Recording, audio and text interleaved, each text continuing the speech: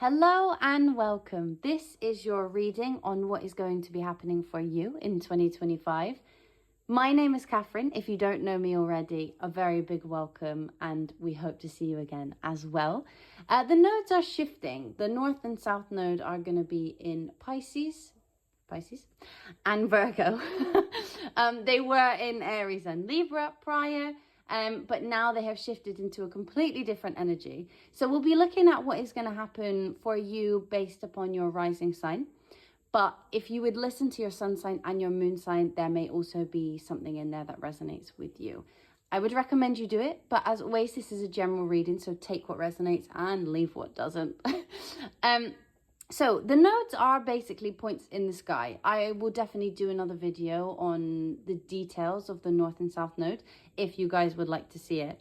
But a quick rundown is, if you imagine a dragon, the North node is the head of the dragon and the South node is the tail. The North is the thing that we hunger for, the things that we want more of, or the things that we have goals of working towards. They are things that are going to bring us in time, should we decide to work with them, fulfillment. And the South node is the tail, the things that we really want to let go of, the things that have been causing us maybe some difficulty, some anxiety, things that are not really serving us anymore. So if you would go to the description, you can see your zodiac signs and the timestamps for that. But with that, we will just crack on and let's do this.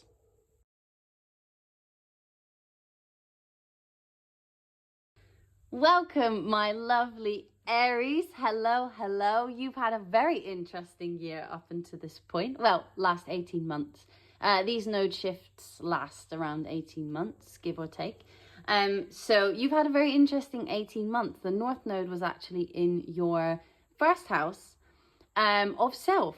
And so I'm sure that you've already been doing a lot of self-work. And if you haven't seen the rewards yet, you definitely will do in the next 18 months.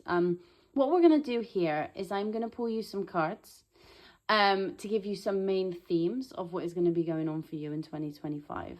But as we go through, we will also talk about the astrology and we will talk about some energies that are coming towards you as well. So let's see what spirit guides have to say to you guys, my gorgeous Aries. Again, if you are an Aries rising, this reading is for you. If you're an Aries sun and you're an Aries moon, hello and welcome as well. There might be something in this that resonates with you, so keep listening. So what is coming towards our gorgeous Aries in 2025 and kind of some of 2026 while the nodes are in Pisces and Virgo?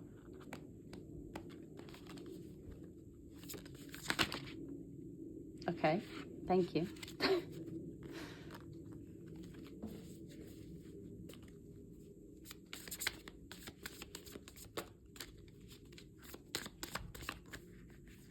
What is coming towards Aries in this new node transit? Okay.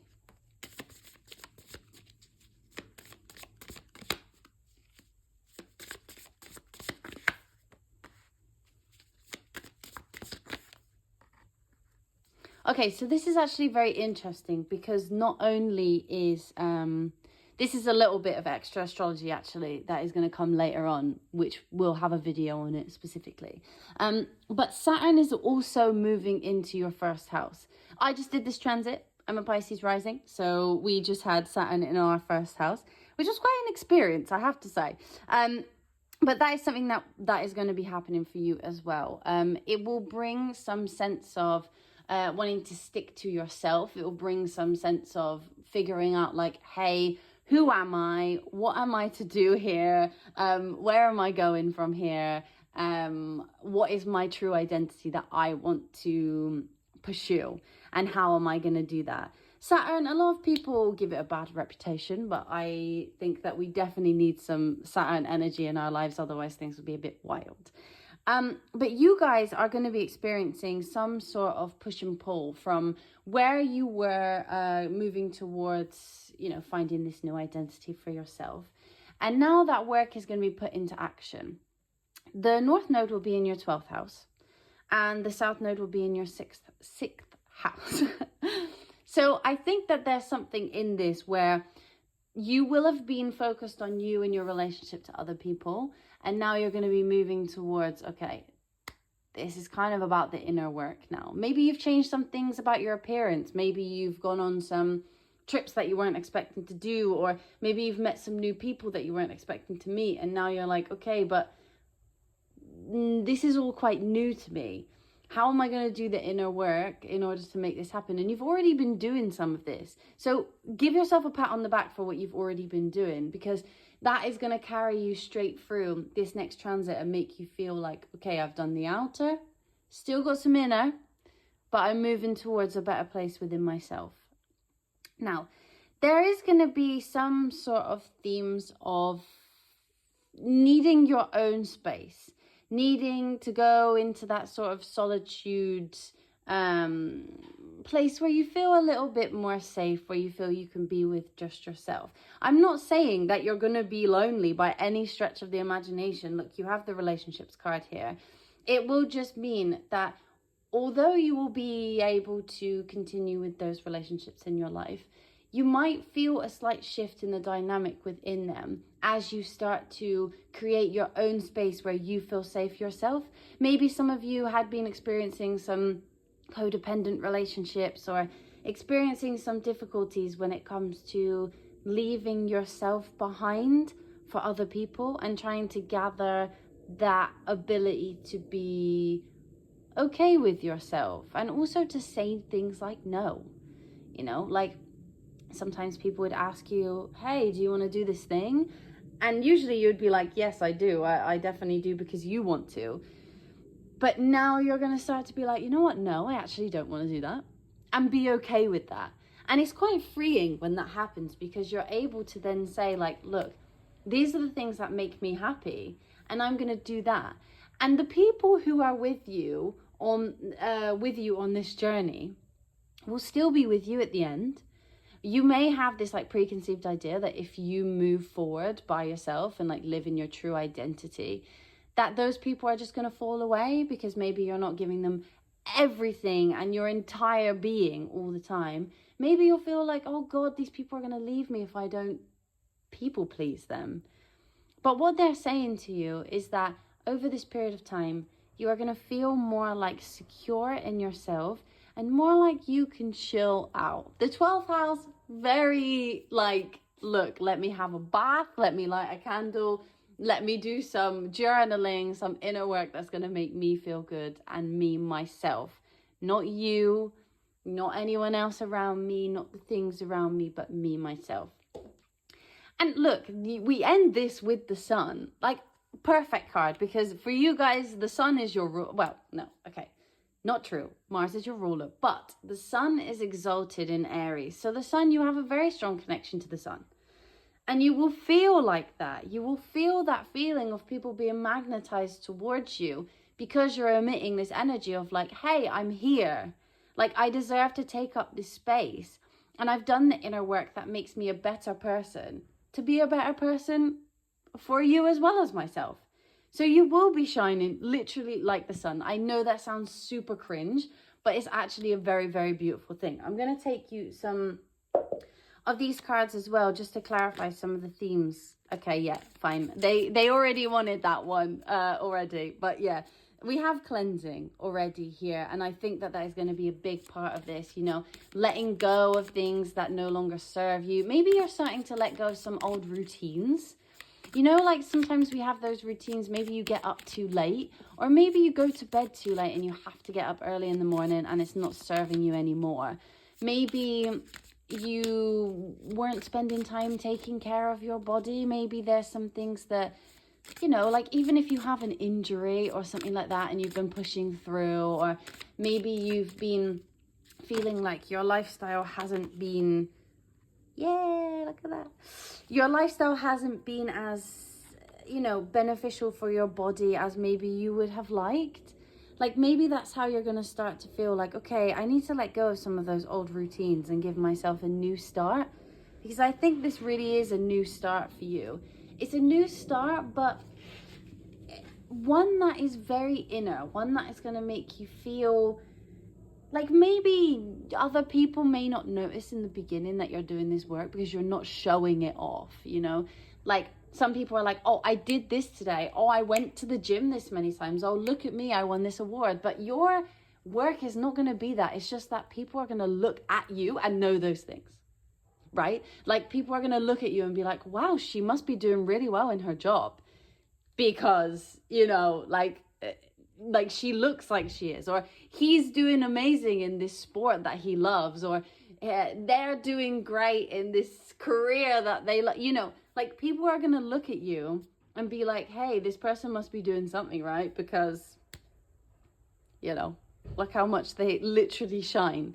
You know, when someone's in really in their self, you have Black Moon Lilith on the bottom as well, you know, and you know when someone's like truly in their own power, like truly, and you look at them and you think, oh my God, like this person has it, and you can't explain what it is. Like you have no idea, but there's an energy of someone that just makes you want to be around them because they feel, it's not about being like outwardly positive or having that toxic positivity. It's just about people being like, hey, you have something.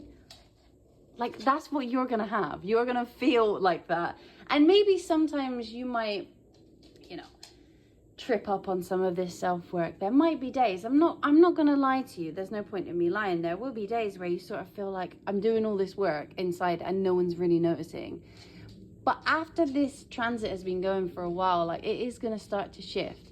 With Saturn in your first house, that is quite important. It is quite important because it's going to give you more of a structure in terms of the way you are doing this work, and even a structure in terms of the way that you are taking care of yourself, you know, your health, your body. Some of you may have been experiencing like chronic health issues, which hopefully during this transit will be a thing that you can get to know more of. And you know, when you experience something for a really long time, either a chronic illness or a difficulty of some sort, over time you get to know the things that make it worse and the things that make it slightly better. And I think you're going to experience some of that in thinking like, hey, I know myself, I know my mental health, I know my body, and this is what I need to do more of, and this is what I need to do less of. And you're going to really take the reins of the situation for yourself, which I like. Because, you know, it's one thing for people to give us help and it's one thing for people to do stuff for us, but it's another thing to really take responsibility and be like, hey, this is not what makes me happy, but this is what makes me happy. And I'm going to do more of that. I'm going to do more of this thing that makes me feel better, that makes me feel like I want to get up in the morning, that makes me feel like I've had enough rest at night.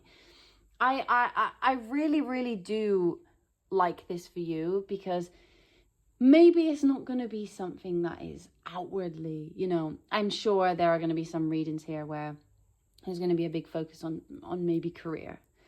And this isn't one of those, but I think that this is one of the ones that can like really carry you through everything. You know, like when you feel better, when you feel more yourself, you will be better in your career, you will be better in your relationships, and you will attract people that make you feel that way as well. Or you will attract things that make you feel good because you already feel good within yourself. And I think that's the main thing that you guys are going to experience, is like this difficult self-work that you're doing is going to be better in the long run. I think I would like to pull you some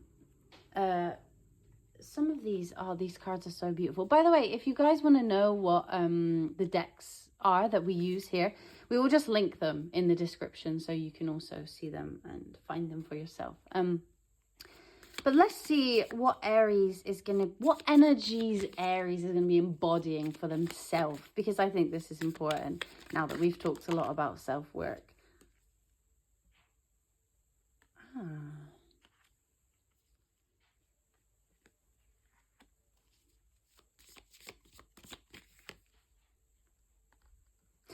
Okay, so yeah, so I think what they're saying to you is, thank you guys. So what they're saying to you is that right now, perhaps you've been feeling like, hey, there's a lot of things that I don't, this card really gives me 12th house vibes. It's very in there. You might be feeling like, hey, there's things I don't see. there's work that I've been doing that I haven't been reaping the rewards of. And, you know, maybe people told you would already and you just haven't really seen that. And you've been sort of overthinking it instead of taking action on what you've already done and being like, hey, I've done the work. I'm still doing it. There are plenty of new projects. I'm going to learn way more things. Like this is what I was talking about in terms of like your job, or not job, but it could be anything that you're trying that's new, or that you've been trying for a while that you really, really wanted to get and it just hasn't got there yet. This energy will bring it forward, and with having like the patience and persistence and the faith that these things are going to get better whilst continuing to do the work is really, really going to help you in order to bring those things towards you. They will find you while you're finding yourself. I know that sounds super weird, but hopefully that makes sense. I'm also getting this message of like, well done. Like, congratulations, because this work is not easy, nor is it simple. And I mean, some things might have a simple solution, but just feel very difficult to do. Feel very tiring, feel very exhausting, feel like, where am I going? I'm swimming in mud. But you're going to sort of change yourself around and things are going to feel like, okay, now I can do this thing. Now I can take my time. I'm going to take the time to get to know myself, and I'm really going to put myself out there. And I'm going to move forward with things in my life that feel good. And I really like that for you, because in my personal opinion, the inner work is also, if not more, as important as any outer work that you do. You know, like when you revise for an exam, for example, yeah, you're doing the outer work, but when you also do the inner work of saying, hey, I can pass this exam, I can do this, I can do that, you're more likely to pass than someone who revises all day and all night, but still thinks they won't pass. Like, that's the power of your mind. That is the power of the 12th house, you know? You have to go into the darkness in order to come out into the light and be like, hey, look at this thing I did. And people are going to notice you. People are going to notice that about you. While you are doing that type of work, people will notice. You might not see it in the beginning, but they definitely will. Let's take you a little piece of advice as well, just before we go. By the way, guys, if you've enjoyed this reading, please, please, please, give us a subscribe, give us a little comment, and give us a little like. We would love to see you here again. We will do way more in-depth readings. These are just some mini ones for you. Also, Marta will be doing tarot as well. But let's see what advice they have for our beautiful Aries before we go.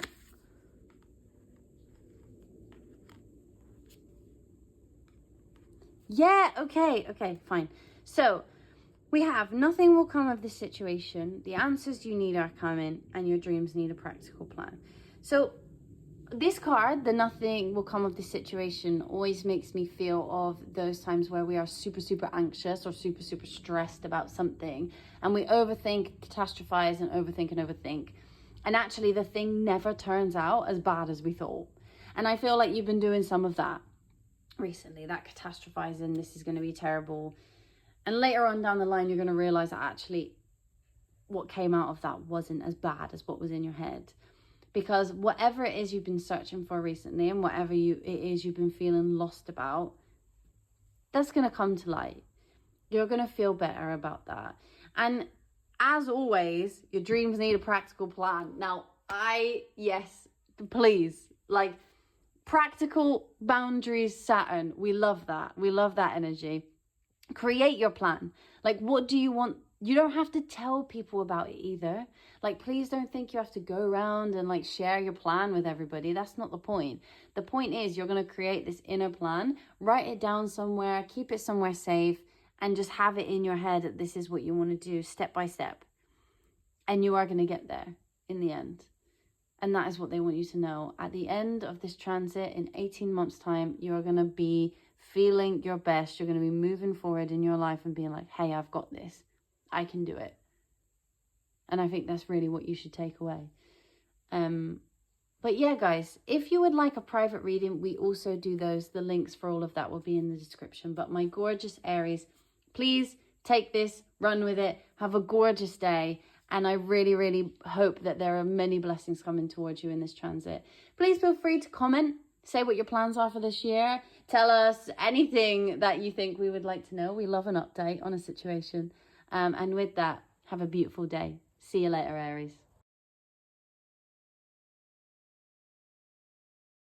Hello, my lovely Taurus. Welcome. This is your reading. If you are a Taurus rising, this reading is definitely for you. If you're a Taurus sun or a Taurus moon, welcome as well. There will be something in here that hopefully resonates with you. But again, it's a general reading. So take what resonates and leave what doesn't. But we are first of all going to pull you some of these cards. Now, as I go through this, we will talk about the astrology together as well. But let's just pull you some of these cards to start. So what does Taurus need to know? What is coming towards Taurus? What energies are coming towards Taurus for this North Node, South Node switch transit? My beautiful little Taurus, what's coming towards you? You guys have been feeling it as well, actually. I'm not going to lie. You guys have been feeling the last North Node, South Node transit quite a lot. So congratulations on getting through that. Oh, look at that. Okay, cute. Right. What else does Taurus need to... okay. What else does Taurus need to know about this transit? Guys, what else does Taurus need to know about this transit? Okay.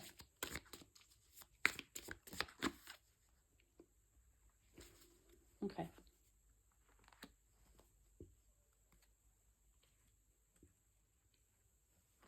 All right, gang. So, what they are saying here, I know what they're saying. Okay, perfect. Thank you, Spirit Guides, for making this very simple. Thank you for your message. So, over this next 18 months, the groups that you are a part of are going to get a massive shift. All right? I don't know if some of you have been feeling kind of lonely. I don't know if some of you have been feeling like, you know, I don't really have many people in this world. Maybe there's like a couple of people that you adore and that adore you as well.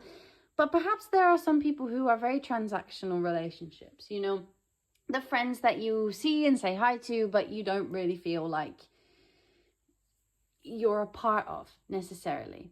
But this next 18 months are going to give your relationships like a massive boost. Now, I'm not necessarily saying that like, you know, this is love of your life vibe, but this is all about those groups and those friendships that you are a part of.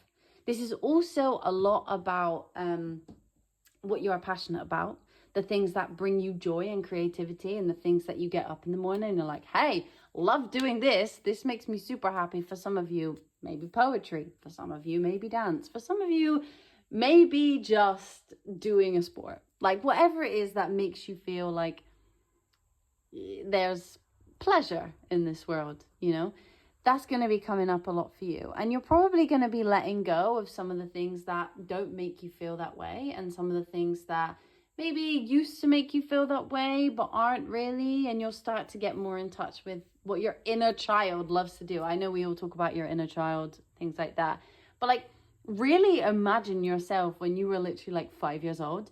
What did they like to do? Like, what did you enjoy? Did you quit dance when you were 10 because you thought that you would never be a professional dancer, and like everybody was like, hey, dance is stupid? I don't know. You know, I used to dance when I was younger, but that's the example I'm going to give you. Or maybe you felt you couldn't write, or, you know, whatever, but you really enjoyed writing stories when you were a kid. But then you sort of gave it up in favor of a different type of career or whatever. You'll get more in touch with those things, and you'll let go of those preconceived ideas of what brings you joy and what doesn't. You're going to start moving towards a period of time where you meet people that are going to be very significant to you, and maybe join groups that make you feel like you are actually a part of. They make you feel passionate about something. They make you feel seen. They make you feel like you are a part of something. They make you feel like you're doing something bigger than yourself. The North Node will be in your 11th house, by the way, which is the house of good fortune, friends, community, groups. And I think that this is all about you'll find a passion of yours that leads you to find a community that is very different to the one you've already found. If you guys already have some amazing friends, like perfect. Maybe you'll find that your friendship group will get even bigger. Maybe those people will start to join you and you'll be like, oh my God, I knew you my whole life. You know, when you meet people and you're like, wow, it feels like I've always known you. You're so similar to me and you make me feel so seen that I feel like I've known you forever. It's going to be sort of that. And you're going to feel more motivation to take part in things that maybe you were sort of feeling outside of, a bit lonely, maybe feeling like, I don't really know where I'm going. I don't really know who my group is. Sometimes maybe you guys may have been comparing yourself on social media.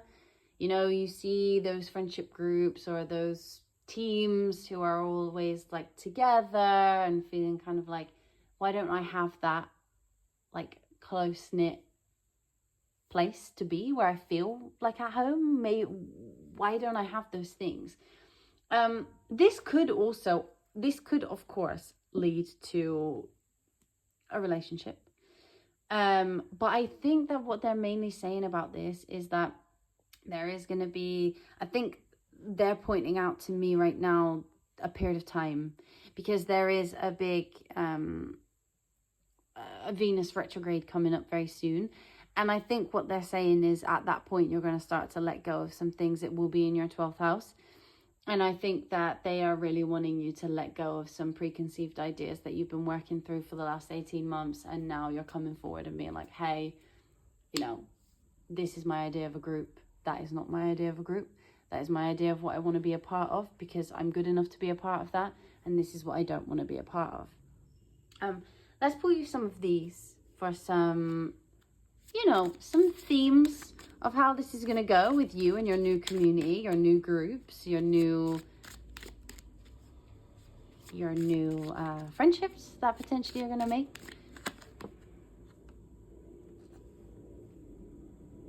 Are you sick? Okay, right, hold on. I'm going to shut up before I, just while I pull another one.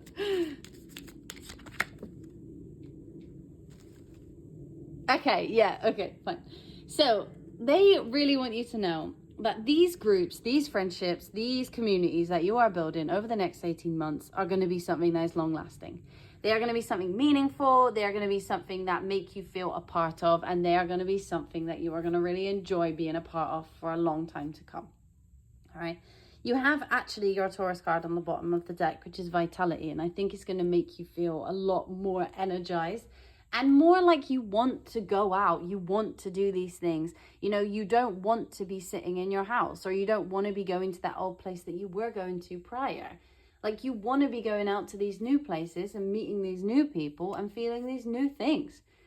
There are going to be a lot of people. Now, I don't always want to bring love into the situation, but, you know, we're going to bring love into the situation because I have two cards that, to me, scream love. We have the attraction card and obviously the Venus card. Now, I said that this was to do with a timing, and I still stand by that statement. But there are also going to be some of you who have been feeling quite lonely in any sense of the word. And you're going to start to feel like, oh, people are actually attracted to me. Whether that is your energy, whether that is the way you look, whether that is just your passion that you're going to have for life again. Whatever that is, people are going to be more attracted to you. If you are looking for a partner, this is a great sign for looking for a partner. You're going to be at your most fun. You're going to be at your most social. You're going to be feeling like, hey, this is really cool. I want to be a part of this. And people are going to be like, yeah, me too. Me too. You know, and you're going to meet some people who really just make you feel like you want to form partnerships with them, be that platonic or romantic. But I do see that some of you are definitely going to enter into some sort of romantic situation over the next 18 months. And you're also going to be letting go of a lot of things that a lot of people or dynamics, not necessarily, you know, you're going to let go of your friends, but people or dynamics in those relationships that don't make you feel good are going to go. You're going to feel like you want to cleanse them. This is interesting because this also just made me think of the fact that Uranus is moving from Taurus to Gemini later on for a little while, and then it will move again. But there could be some big shake-up in terms of that as well, in terms of like the way that you feel about yourself and the way that you build your community around you. I would like to know how you are going to feel as a human or what your characteristics are going to be like in 2025 during this transit. And I keep saying 2025, but it will be some of 2026 as well. Ah, yeah, okay, cool. So yeah, you guys are going to be feeling more determined. We had Mars here, so definitely there's some determination, some action towards what you want. You're going to make, this card also makes me feel like fighting for something. You know, the 11th house can be the house of like advocacy sometimes. You know, maybe joining protests and stuff like that. Or like fighting for something that you believe in, but also a group believes in as well. And you're going to feel like you're making a huge transition. Maybe some of you as well have recently, this is a very specific message. If it is for you, I want to congratulate you. But maybe some of you have also been doing some form of therapy or counseling for maybe this feeling of loneliness or this feeling of not being good enough. And if you have been doing that, then congratulations. I'm glad that you've got through that and well done. And you will start to see the benefits of that and start to feel more social. Start to feel like you want to take yourself out into the world as this new person. You know, we have accepting help and guidance. And if you haven't yet accepted help and guidance, maybe now's the time to do so. Maybe you're going to feel more inclined to do that because you're like, I want to better myself. I want to do these things for me. And I honestly, I do believe that that is amazing. I think that we all should do that. We all should take accountability for ourselves and how we feel. I want to pull you some advice before I leave you guys here, Taurus. But we also do private readings. If you would like a personalized reading, you want to know more about this in a private reading, please go to the link in our descriptions. And description, there is only one, not plural. And we will be happy to do that for you. We love doing private readings because it's nice to be with you guys one-on-one. Just give me one more. They've gone a bit wild on this one.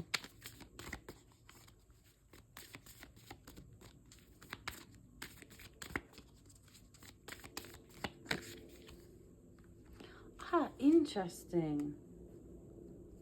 I don't know if some of you have also got Aries placements in your chart, but if you do, there is a card here that was also in the Aries reading, so maybe that would resonate with you as well. But yeah, what they're saying here is for sure that the end of a tough cycle is approaching and now is a time for healing. You guys have been going through a transit in your 12th house, very difficult, but now is a time for healing. You're going to for sure feel like you are healing some parts of yourself that have been suffering over time. And any of these things, this card always makes me think of this, and I explained it in the other reading that was for Aries. Those things that are in our head that we're catastrophizing about, or we're thinking that everything's really difficult and this is not gonna be good for me and everything's gonna go wrong, they rarely ever turn out as bad as we thought. And this card really screams that to me whenever I see it. So keep going, hold your vision, keep the faith, and know that you will be surrounded by people who love you and people who have the same mission as you. You don't have to feel lonely. These people are coming in. If you currently feel lonely, just know that if you put yourself out there, there is a community and a group waiting for you. You just have to find them. But I really, really hope you enjoyed this reading, guys. If you would like to leave us a comment, that would be fantastic. Just let us know whether you have already met this community, even though it's only been a couple of days, or whether you're hoping to meet this community. We would love to hear it. And again, if you want a personalized reading, go to the links in the description. But with that, I hope you, gorgeous Taurus, have a beautiful, beautiful day. And we hope to see you again very soon.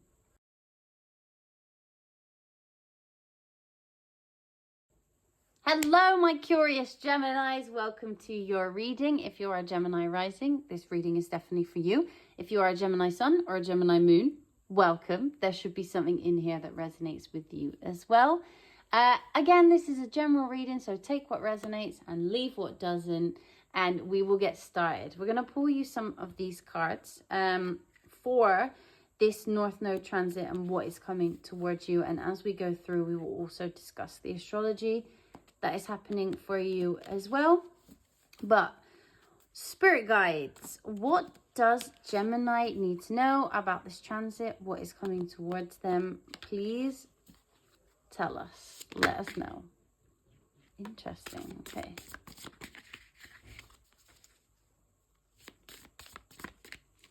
What does Gemini? What do my Geminis need to know?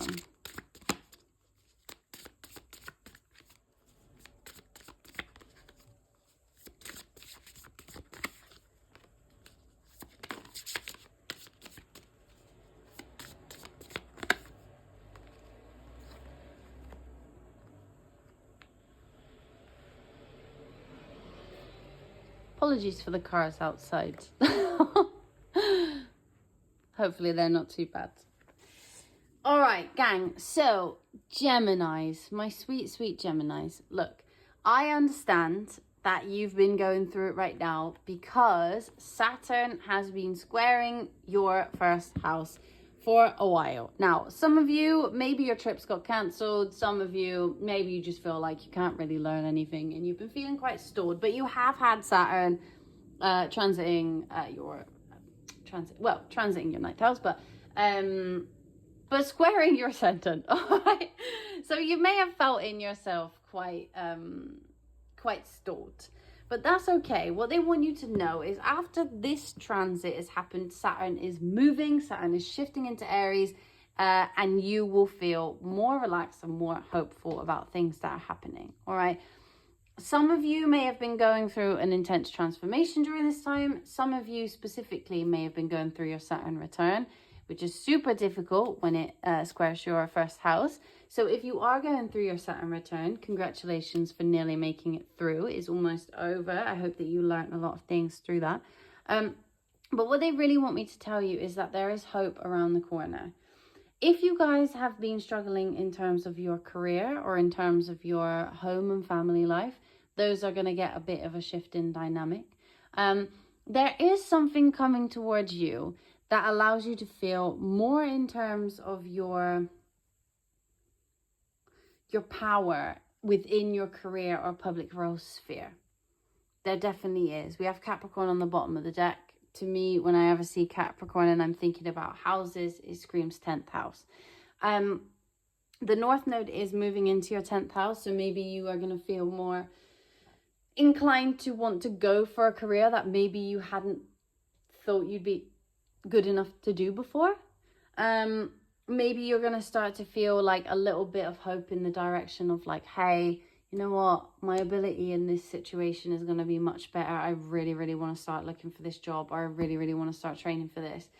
But they also want me to tell you not to run full speed, because I think that with the restriction that you've had, you know, you've had Saturn squaring in the 9th house, you've had Jupiter retrograding in your first house. Like, it's been quite tough energy and you felt quite stalled.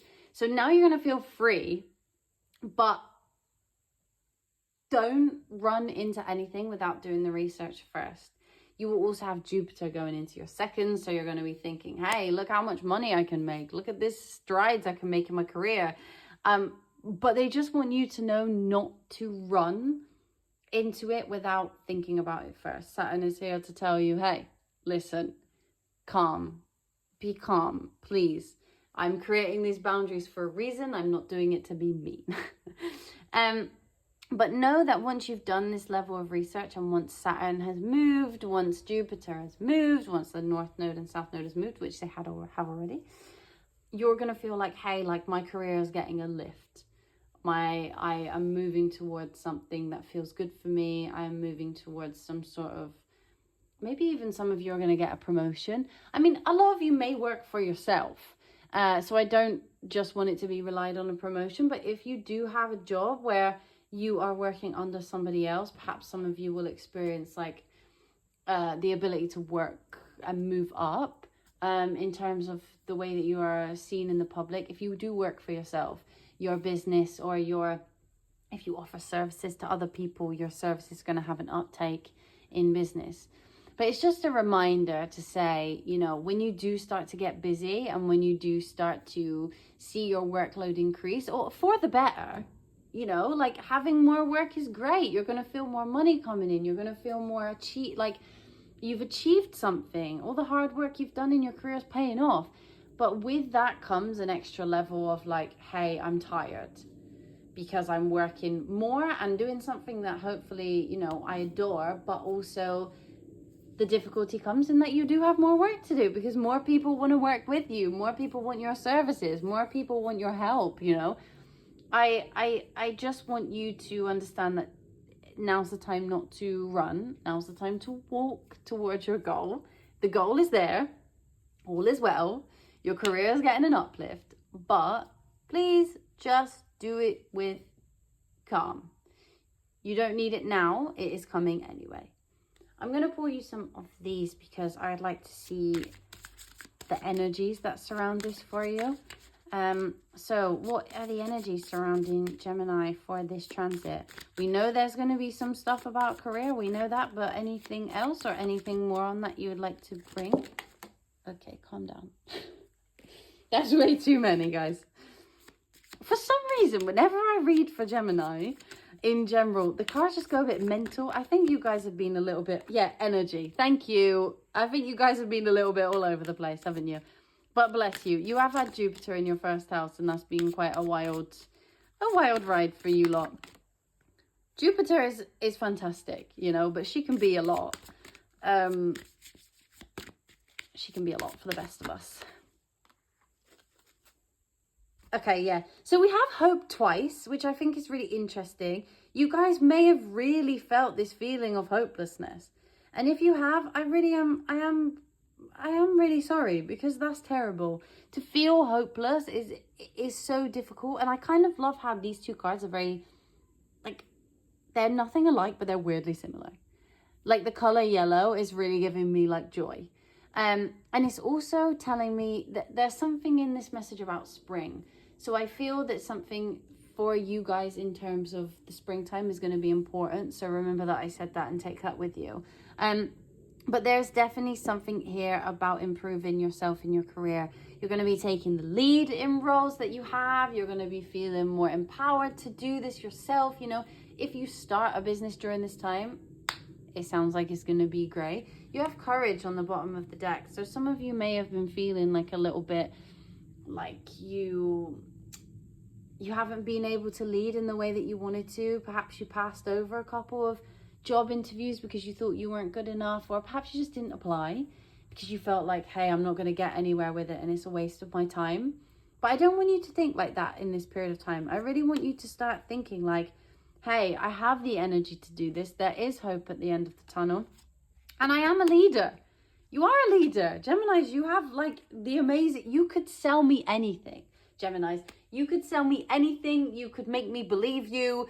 You guys have a way of being a magical salesperson that I really, really love. So please use it, because now is the time. You're going to be experiencing a lot of hunger within your career. I want to know, you know, what are you going to be embodying during this time? What are the energies that you guys are going to be? You see, every time with Gemini, they go everywhere. I don't know why. You guys are giving me scatty energy. Ah, yes. Sorry, I do get a bit excited when some cards come out and I'm like, thank you, spirit guides. Thank you. Okay, yeah. All right, gang. So you have the astronomer, which is what I was saying, because for me, like when I see this card, I think of extreme importance. I think of somebody who is able to think outside the box. I think of somebody who sees the bigger picture. And I think of somebody who is an innovator in their own right. You do have Uranus going into your first house later on this year and in 2026. So I do think that there's going to be some level up in your innovation, in the things that you create for yourself. And maybe like you're going to be able to see more of a change in terms of the way you take accountability. I have explanations and apologies here, but it's the puppeteer, which makes me feel like you are going to be able to, I don't want to say manipulate, because manipulate always gets a bad connotation, but you know when somebody convinces you so much to get something because they actually believe that it works, and it actually works.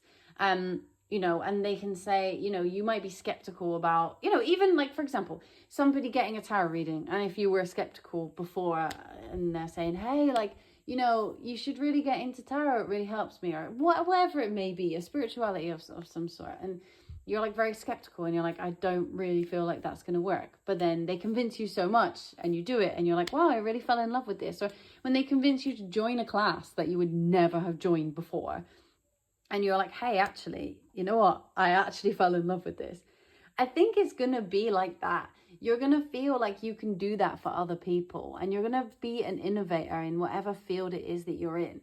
You're going to seize the moment. We have the Thief on the bottom of the deck. We do have selfishness though. So if you guys feel that you fall into a bit of a pattern of, you know, taking it all for yourself, just be careful of that. Some of you will, because that's the nature of the beast, isn't it? You know, like when you're talking about your career and public roles and you're in the spotlight, maybe it's going to feel like you take that away from other people, and you don't need to, because there's room enough for everybody. But there is definitely a need for you to watch out for your ego during this time, or watch out for the way that you allow others to also join you in that spotlight and join you in that public sphere. Because when you're up there, you can take people up there with you, and that's perfectly fine. It's perfectly valid. You know, like, get your friends involved. If you're running a business and it's going really well and you see that somebody's quite down on their luck, yeah, get them involved. Hire them. Why not? You're going to be in a position where you can, and it will help you as well to get better and better at what you do. I want to pull you some advice for this before we finish up, because I think it's important to let you guys go away with some advice. If you guys would like to know more about what is coming towards you and would like a personal reading, we do personal readings for you guys. The links will be in the description, so you can contact us about them. But what does Gemini need to... what advice have you got for Gemini for this period of time? You see, they're wild. For you guys, they go everywhere. All right, thank you. What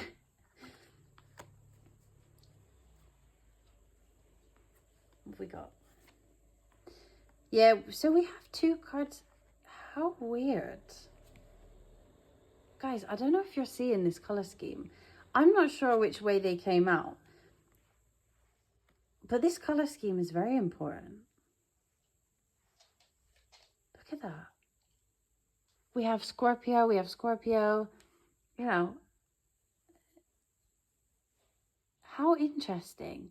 So this don't let pride get in your way is what I was talking about just now, which is when you become very successful and when things start going your way, you know, don't discount the people that helped you get there. And now, you know, a lot of you will be sat there saying, hey, but I'm not selfish, you know, like I would never do that. But sometimes it just happens to us, you know. We are all human at the end of the day.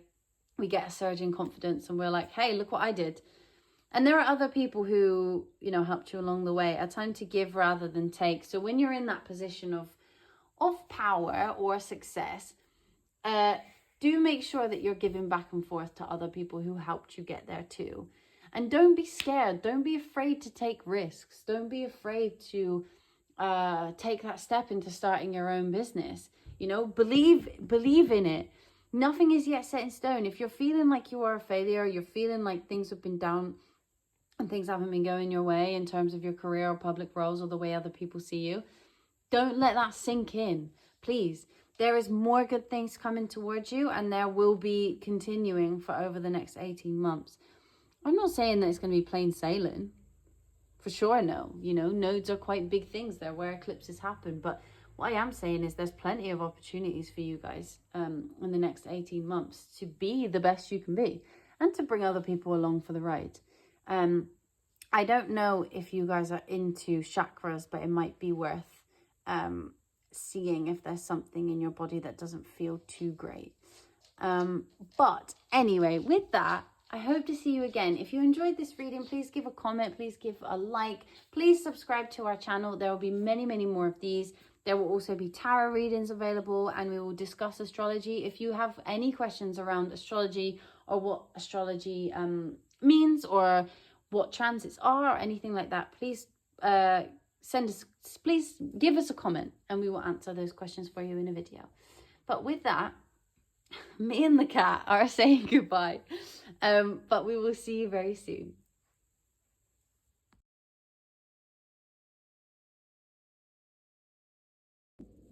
Hello and welcome, my lovely little Cancers. By the way, just want to start by saying that you guys are in for quite a ride this year. I'm not gonna lie, quite a ride.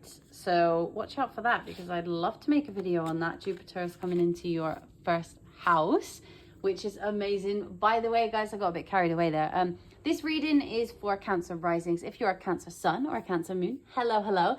You might take away something from this as well, because you might resonate with something.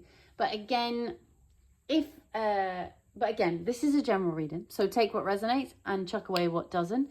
What we will do is we will pull some of these cards together, and then we will talk through the astrology as well, sort of as we go. But these are astrology cards. They are so cute. And if you want to know what any of these cards are that we use, we will put them in the description, links for them in the description. These are just this is a Christmas present, which I adore.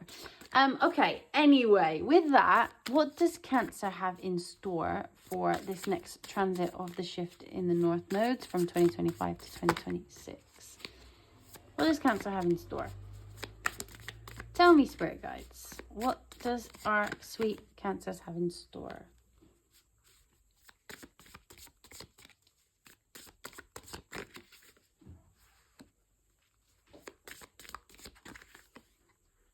Oh, cool.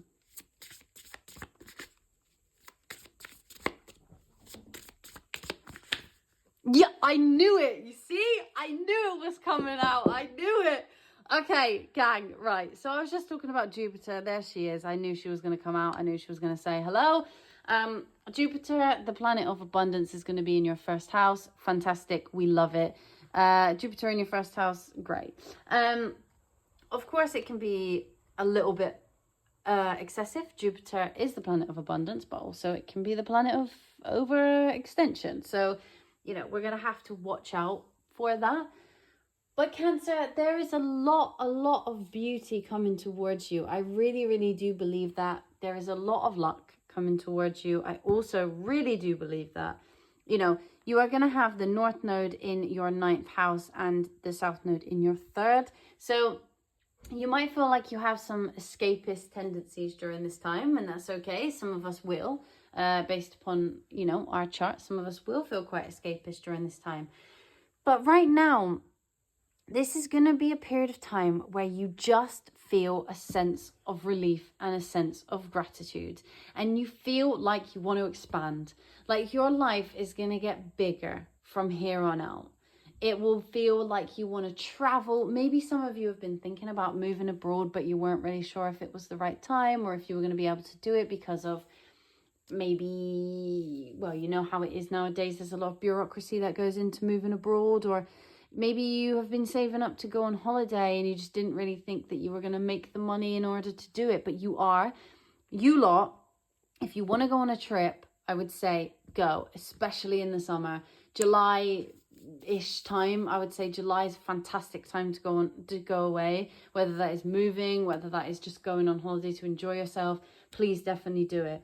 You are going to have a massive uptick in things that make you feel like you want to explore. You guys could be starting a new course, maybe in 2025. Maybe some of you are going to do higher education, or some of you are investing in your spirituality a little bit more. But there's something here about your expansion and the way that you live your life that is going to massively change. You are going to feel grateful for it. There is actually a Cancer full moon today, so hopefully you didn't miss it. This is the 13th of January.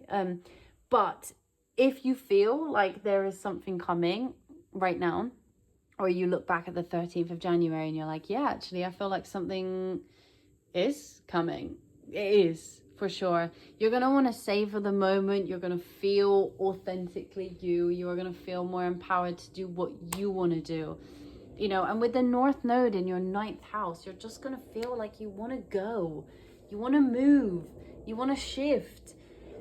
If you are looking into changing the course of your life, some might say, in terms of, I want to live here, I want to go here, I want to do this career instead of that one that I've been doing for a long time. Or some of you, maybe some of you are quite young and you've been thinking, hey, I want to go to university, but I don't know if I can, or I don't know if I should. Maybe some of you want to look at going to university abroad. If you are looking at that, I think this is a great time for you to do it. I really do. I think that you are in a position now where some of you will feel in the next 18 months so grateful for the life that you are living. So grateful for the life that you are living. And maybe you haven't been feeling that. You know, you've had a bit of a weird one with Jupiter being in your 12th house, a bit of a weird one. So I really do want you to know that Jupiter coming into your 1st house is going to make you feel quite expansive. Do be careful of overextending yourself. You know, if you are choosing to go somewhere or do something different, make sure that you do it in steps. This is not something to say, look, get on a plane and hope for the best. But I do think that with precision and planning, like, this is a great time to move yourself forward and do the things that you've been dreaming of doing almost. So let's see what big energies are here for you in 2025, early 2026. Another Taurus card. Interesting. Okay.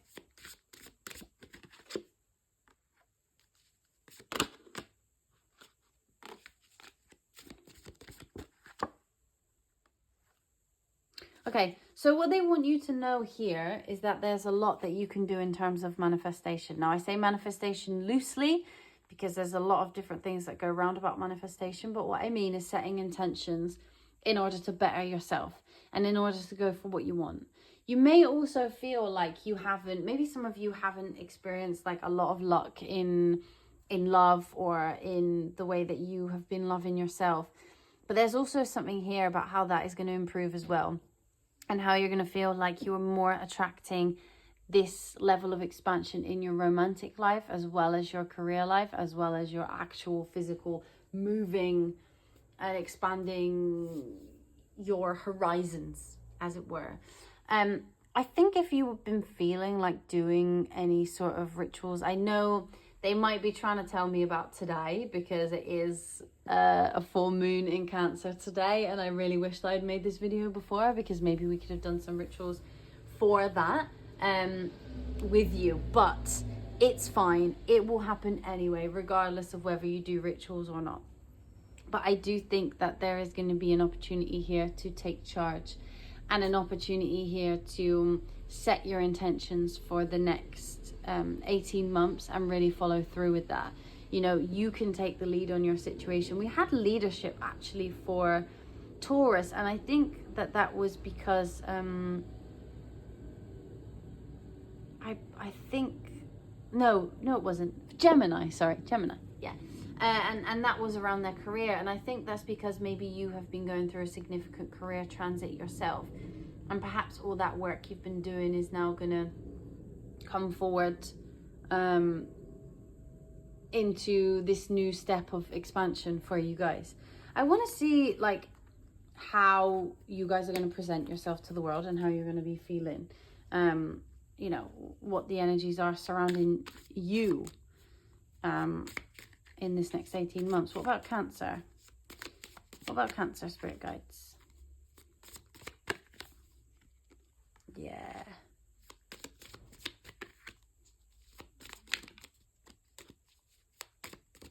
You know, we have the Warrior here, and that is something that is with Jupiter in general.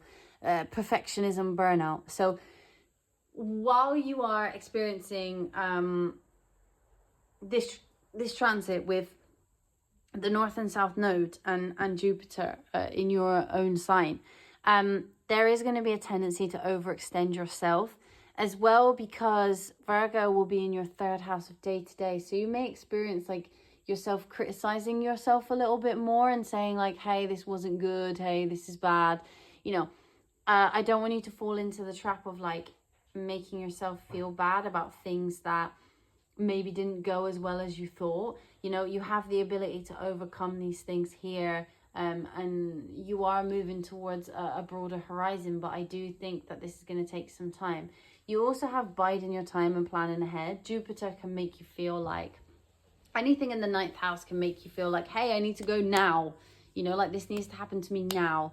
But these things take time. If you are moving abroad, it takes time. You know, you're going to need time. You're going to need to think about it. You're going to need to think about where you want to go and how long you want to be there for. So just be sure to, you know, enjoy this expansion, but really be realistic about it and tell yourself like, hey, I need to plan this in order to do it to the best of my ability. And don't worry if the little things in the day-to-day feel, you know, like you're criticizing yourself about it. Just take some time, realize that you're trying your best. And if your expansion doesn't happen as quickly as you had hoped for, like, just know that it's coming, because it really is. And I'm excited for you, Cancer. I really am. Like, I am very, very excited for you, because I think that this is a good time to fulfill any goals that you have, and really take your intentions and really take any rituals that you like to do in manifestation practices.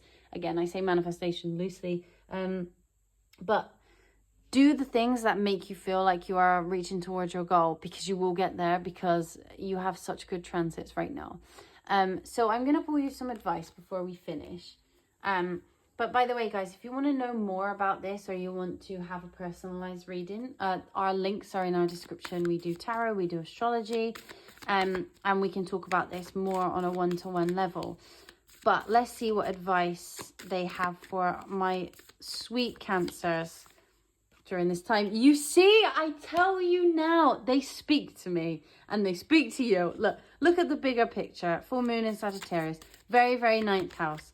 And also you had the Archer there as well, which was, sorry, there was too many there, which, they're going a bit mad. I think they have so much to tell you guys. I only need 3 more cards.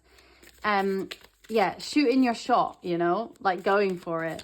Expansion, see the bigger picture, see what is coming, see everything that is surrounding you. Give me 2 more cards. Well, over here we have adjustments are required, and blimey, let go. Okay, we have adjustments are required. I think you're feeling stuck. You know, your life is maybe, you know, even if your life is going really well, maybe you feel like there's just something missing and something needs to change. Something is not working out as quick as you wanted, or, you know, things are just feeling a bit at the moment. But there is powerful change coming, and a win-win outcome is forecast. Yes, please, Cancer. I'm very, very happy for you. We have don't let pride get in your way, and I think this is going to be more to do with the ego side of things, of, you know, when you're going forward for something, we can almost forget that there are other people involved. So if you are expanding your horizons, don't burn any bridges on the way. You know, you can take people with you, or you can leave them behind for a while. You don't have to leave them behind forever. So when you are going, if some of you are going abroad, I'm really feeling the abroad thing. I don't know why. If some of you are going abroad, just know that you don't need to cut off the people you're leaving behind. You know, keep in contact with them if you can, because they're still there. We have modern technology now. You can call people, you can FaceTime people, you can text people, you can whatever, you know. So you don't have to leave them behind. Or if there's something that you're worried about that they're going to leave you behind because you're going off on your little journeys or starting new courses or starting new things. Like, they're not gonna leave you behind just because you've gone on an adventure yourself. You can always come back to where you belong if that's something you feel. But yeah, with that, Cancer, I am very, very happy for you. I love this for you at this point in the year. I'm excited to see what happens to you guys. If you want to let us know in the comments what you are doing, what your travel plans are, please do. Love it. As I said, July, great time to go away.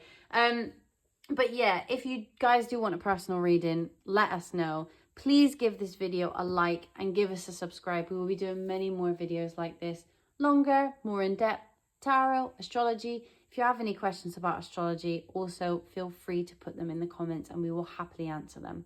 But with that, Cancer, good luck, abundance. I love this for you.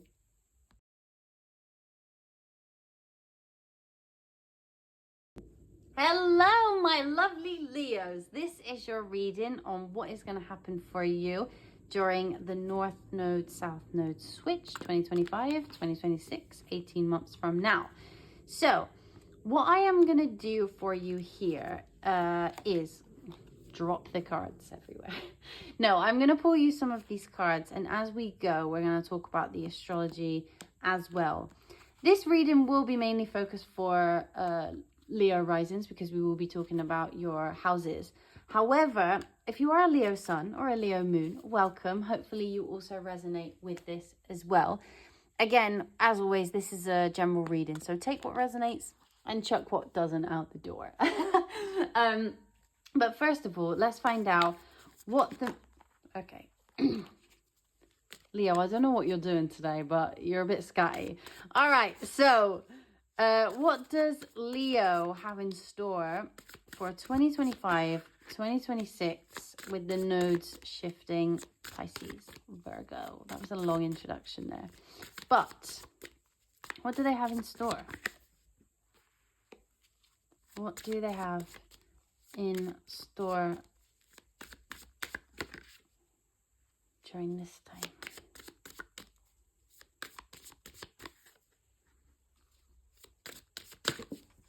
Whoa. Too many things.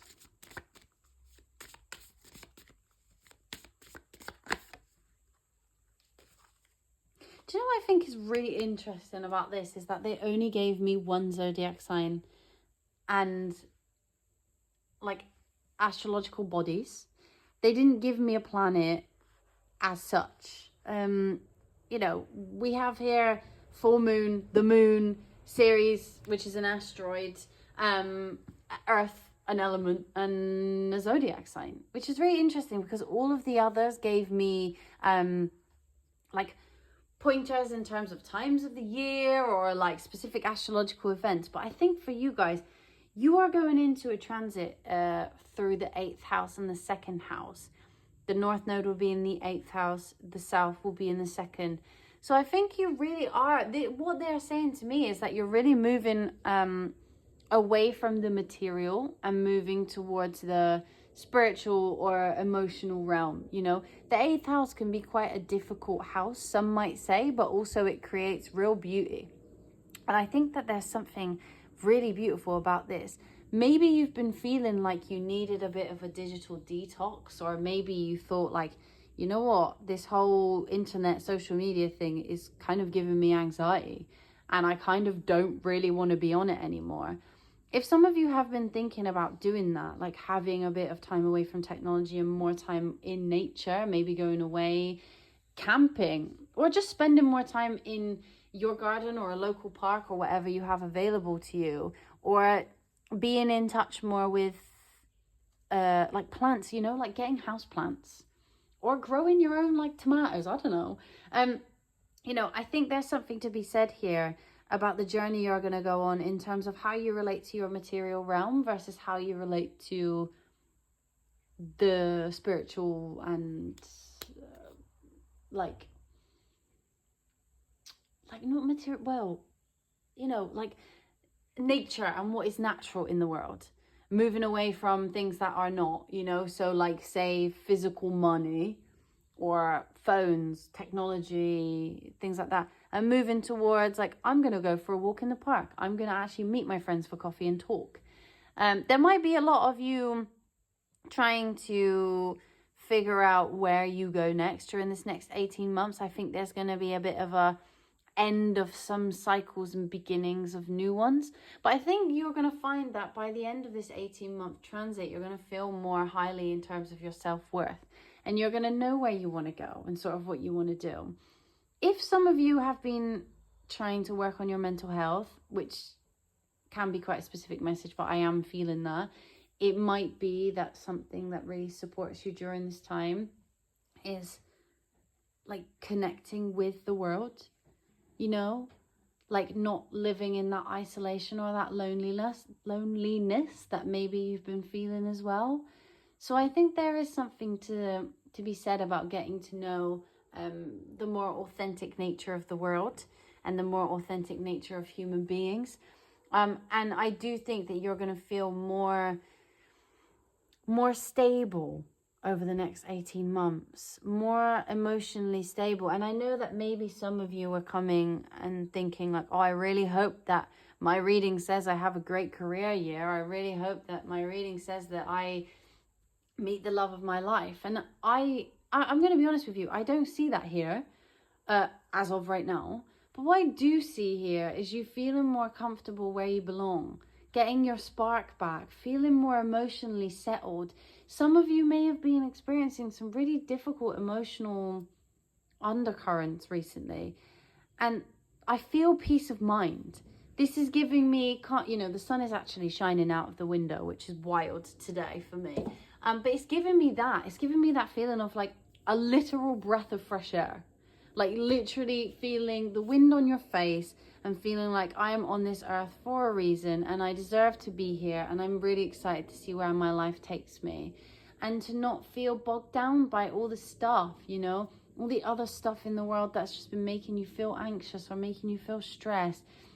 And I think you're going to be more at one. Like all of these cards, well, apart from this one, but these cards all have rivers of running water. And I am feeling that. I'm feeling like you are going to go, oh my God, this sounds so cringe, but you are going to go with the flow a little bit more, you know, and feel more like, sorry, the cat is scratching on a post. Are you done? He's done. Okay. Sorry about that, guys. There are a lot of animals here. Love them. But yeah, I feel like you are going to feel like you're on the stream. And I know that sounds weird, but like, I don't know if any of you have ever been... For me, one of my happy places is the sea, right? And if you've ever been like lying on like a lilo, or well, we call them lilos, but some people call them floaties or like whatever, a rubber ring, you know, when you're just lying there in the sun, your little sunglasses on, and you're just lying there, just not doing anything. Like, I feel like at the end of the 18-month transit, that's what you're going to feel like. And who doesn't want to feel like that, you know? And everything else will fall into place as long as you're feeling comfortable within yourself and your own mental health. So I like this. This is quite a calm reading. It's a reading where, you know, when you feel good, when you feel better in yourself and you feel calmer, like, you feel more productive. Exactly. So anything that you have been wanting to achieve, you know, you can in this time, because you're going to feel more like you have some mental space. Yeah, you have more abundance. You have more of that feeling of, these color schemes are so interesting. They're usually giving me color schemes that match. You're going to feel more like, yeah. Oh, okay, that's too many. Thank you very much for that. Look at that. You're really going to feel more like you are grateful for life. By the way, guys, I don't know why, but I feel like there might be someone watching this who has been having a really, really, really difficult time. And if that is you, I just want to say, like, I'm glad that you're still here, and I'm glad that you're still... Sorry, there's so many cards. I'm glad that you're still going, because like, it has been a lot of work, and maybe you've been feeling like your mind has been quite a storm. Yeah, look. Strength. I mean, like, it feels like you've been saying, like, that your life has been quite a storm recently and that things have been quite hard. And I'm really glad that you stuck it out and you kept going, because this is going to be a time where, although you're going to have to do some self-work, I think it's going to be a time where at the end you feel like you have more calm than you had before. And I like that for you. And I know some of you came here for, you know, to have a reading that was like, hey, everything's going to change and you're going to win the lottery and you're going to find the love of your life. But at the end of the day, like, those things will come as long as you have this level of peace of mind. And I think people underestimate the power of having peace of mind.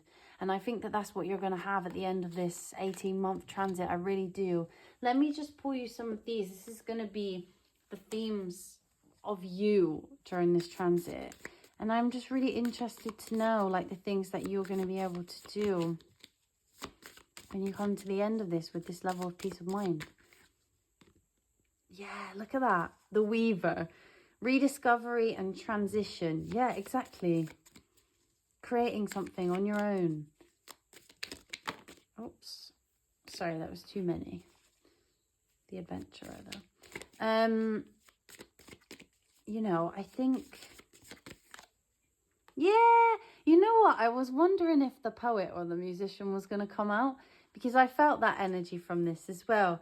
Again, it's just all about being grateful to be here. Some of you might have actually really experienced some difficult loss recently. I don't know. There's something quite tough about this. And maybe feeling like a little bit hopeless, a little bit like you don't really know where to turn to. But what they're really saying to you is that this is going to shift, you know, that peace of mind is going to come back. And I think that is more valuable than anything else, is having that level of peace of mind. I mean, so I know some days I would love that level of peace of mind. And I just feel like I'm really glad you guys are going to receive that. So, hello. You guys are going to receive that. I want to pull you some advice before we finish this reading. By the way, guys, if you want to know anything more about this, or you want to have a personal reading with us, the links for that are going to be in the description. So if you go there, you'll be able to have a personal reading with us. We love doing them because it's nicer one-on-one, and we can get to the bottom of what's going on for you. But let's pull Leo some advice before we go. Yeah, look at that. You see? Confidence is your key to success, and it's the Leo card. Perfect. Thank you, Spirit, guys. Exactly. And that peace of mind is going to give you more confidence, and it's going to make you feel like you can go for what you want, you know, and it's going to make you feel more settled in yourself. And I think there's nothing better than that. There's nothing that breeds more confidence than when you're settled in yourself, right? Yeah, because you've been experiencing some difficult emotions recently. I feel that. I do. I really do feel that. And I apologize to you guys if you have been going through some grief, you know, like I feel, yeah, look, you know what is weird? I don't know if any of you have watched any of the other readings, but there's been so many that have this card, nothing will come of the situation. And this card always screams like you've been experiencing some really bad anxiety. And then it turns out that your catastrophizing isn't actually, you know, what is gonna happen. You make up all these scenarios in your head of how difficult these things are, and actually it's not as bad as what you think. We also have You Are Good Enough on the bottom of the deck, which I really like. You know, I feel like some of you have really lost that Leo spark recently, and I want you to get it back. I think with the full moon and Aries card as well, a fiery climax approaches. I think that all of this is going to end in you feeling more like you have the peace of mind so that you can take that energy forth and do stuff with it. But yeah, Leo, I am looking forward to you getting this, and I feel that you really, really did need a bit of a boost. I don't know. But guys, if you've been having a really difficult time, like, congratulations for making it through, because I feel like some of you have really had it hard. But there is a celebration coming for you. I know that. And there is good things coming. And remember that, you know, this storm, whatever it is that you're going through, is not going to last forever. and you don't deserve it to last forever. But there's some music going on outside. I don't know if that was for you, but there you go. Maybe that was a confirmation in what I'm saying. Hello. Anyway, so with that, Leo, I love you and well done for getting through your storm. It's going to get easier for you, all right?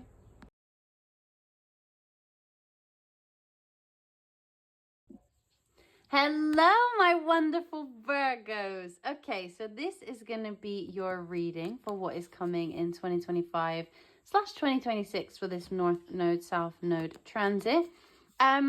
If you are a Virgo rising, this is more for you. But if you are a Virgo sun and a Virgo moon, welcome, either or.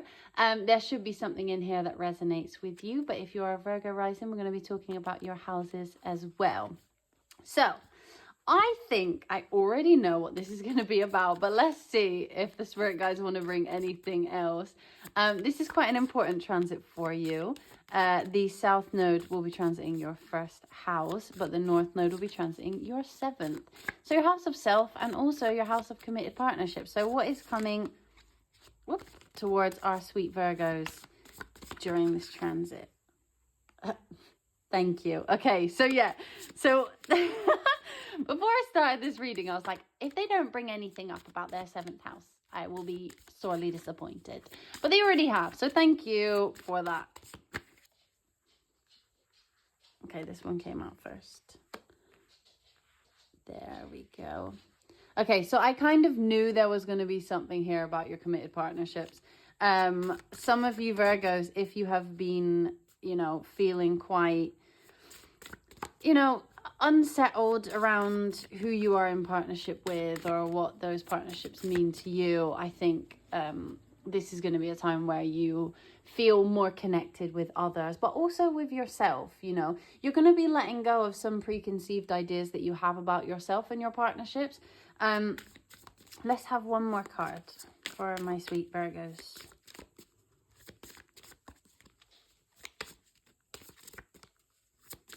Don't really want to give me anything else, to be fair. That might be it.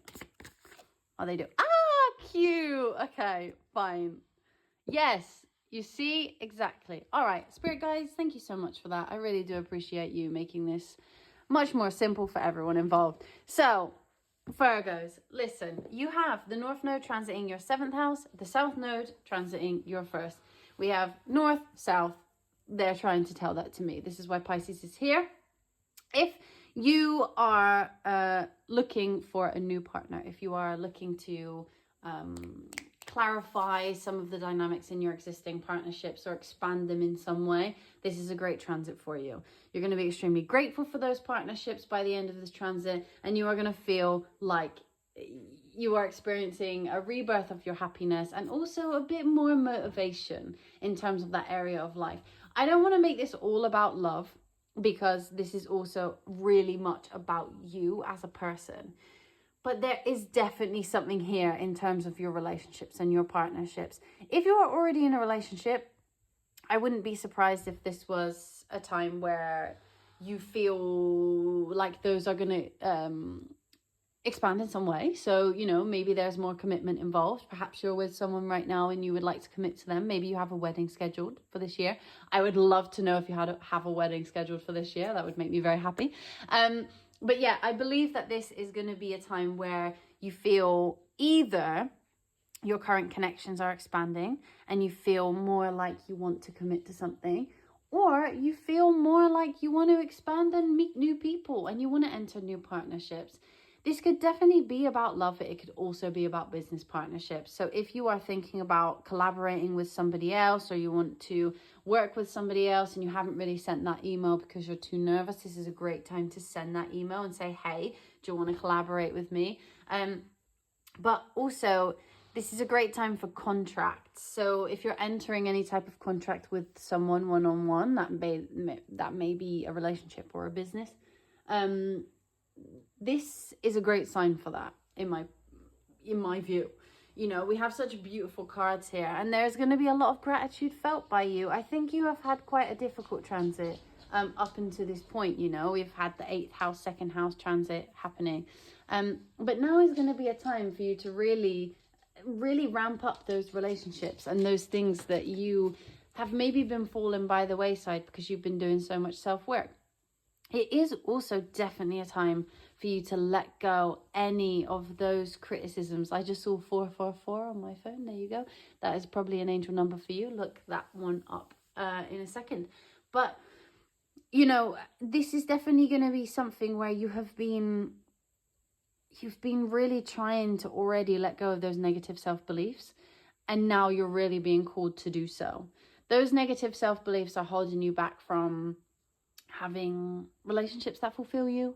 They're holding you back from having careers that fulfill you. Even if some of you like already have the love of your life and you're in the best career you could ever imagine, there's something in the back of your mind that says, bit of imposter syndrome here. Like, am I supposed to be here? Am I not? I'm not sure. But those things, you're going to start to be letting go of those during this transit. And I really want that for you. Because I want you all to feel fulfilled. And even if that isn't in a relationship because you're happy by yourself at the moment, working on yourself, that is perfect. Because you're setting yourself up for a time where you feel like you have that level of connection with your inner self. And you feel like you are gaining that level of confidence in terms of the things that you know you're good at and the things that you can go towards. I really want to pull you some of these for energies that are going to be surrounding you. They're upside down. Them up right. Energies that are going to be surrounding Virgo during this time. Let's see. Love, you see? Okay, thank you, spirit guides. Hold on a minute. Oh, flying everywhere. Yeah, some of you are definitely going to enter more committed connections. Some of you definitely are. For sure. And if you've been experiencing a time where you feel, where you felt like, oh God, like these relationships are never working out for me, everything's sort of going a bit wrong, you know, that's not going to last much longer. Yeah, and you see, your connections are going to be long lasting. Whatever happens during this time is going to be a period of time where you meet people and you meet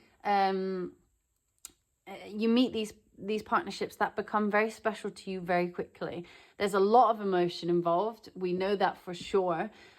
If you are already in a relationship and you're already very happy in the relationship, those dynamics might shift slightly. Not in a bad way, in a good way, as you gain some self-confidence.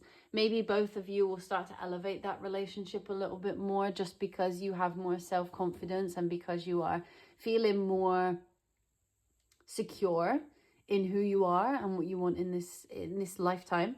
I think that for anybody who isn't currently with someone in a committed capacity and would like to, this is great. Obviously, make sure that you are choosing the right people. I will say that. But whatever these relationships are that come in during this time, they are going to change you in some way.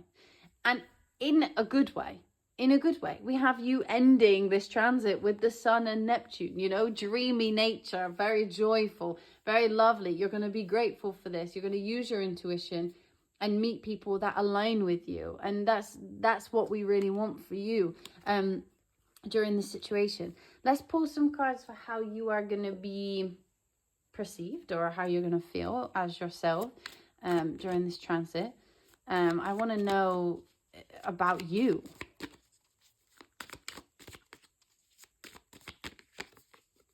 Ooh, yeah, okay. Yeah, you're going to feel more certain in yourself, more collected in yourself, more like you have the power, the ability to forge these relationships for yourself. You're going to feel more empowered in these connections. If you already are in connections, you're going to feel more empowered. Ah, yeah, so this is very Neptunian. Yeah, invention, you know, you're going to be creating new things for yourself, creating new connections, creating new opportunities. You know, this is a great time for you to be working with other people and getting that motivation from them and yourself. The champion. Yes, you are a champion. There you go. The archer. See, you're shooting your shot. You might feel more confident and comfortable in terms of approaching people as well. I think that's important to note. because maybe some of you have lacked confidence in the past in terms of approaching other people, and maybe now you're going to feel more like, hey, yeah, I'm going to go for it. Why not? If this one doesn't work out, I'm sure there's another one around the corner. There definitely is for you during this time. Definitely, definitely.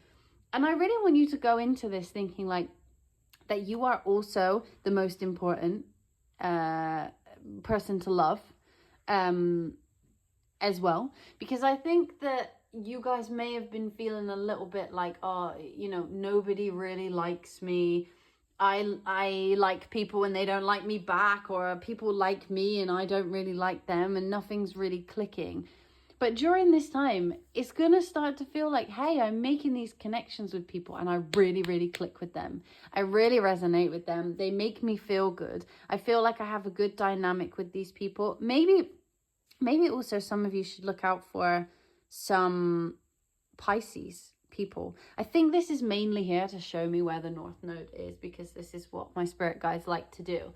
But there may also be something here in terms of people that you may meet that are Pisces, because also your 7th house is Pisces, and that is your descendant, where a lot of the traits that you not lack but don't come to you as easily sit in that house. So maybe you guys are going to meet some Pisces along the way, and you're going to feel like, hey, this works for me. This is pretty great. Or maybe some of you are already with a Pisces. You know, you never know.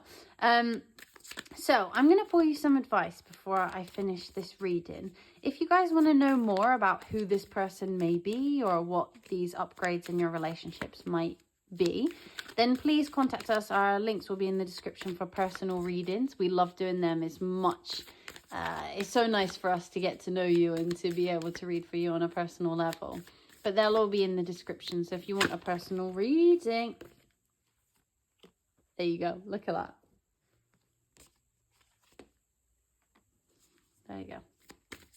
There you go. Okay. If you want a personal reading, please go to the links in our description. But you see, thank you. My spirit guides, sometimes they talk to me and I think, yeah, you know it, guys. You know what to do. So a new romantic cycle begins. Fantastic. Look at this purple as well. A new romantic cycle begins. I was just talking about you might feel more comfortable in approaching people. And we have be bold and make the first move. And I think that is very, very important for you guys, is to not let yourself be pulled back by your own self-confidence and really step out of your comfort zone. Know this is a time for healing, and it is time to release negativity. Maybe some of you have been dealing with people who are extremely negative.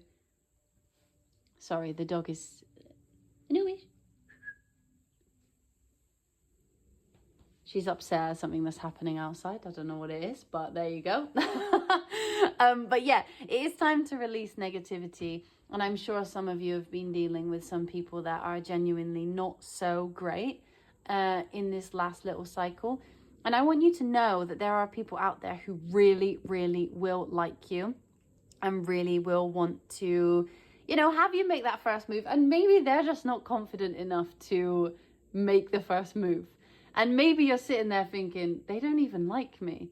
But actually, the cats are really interrupting this reading. I'm sorry, Virgo.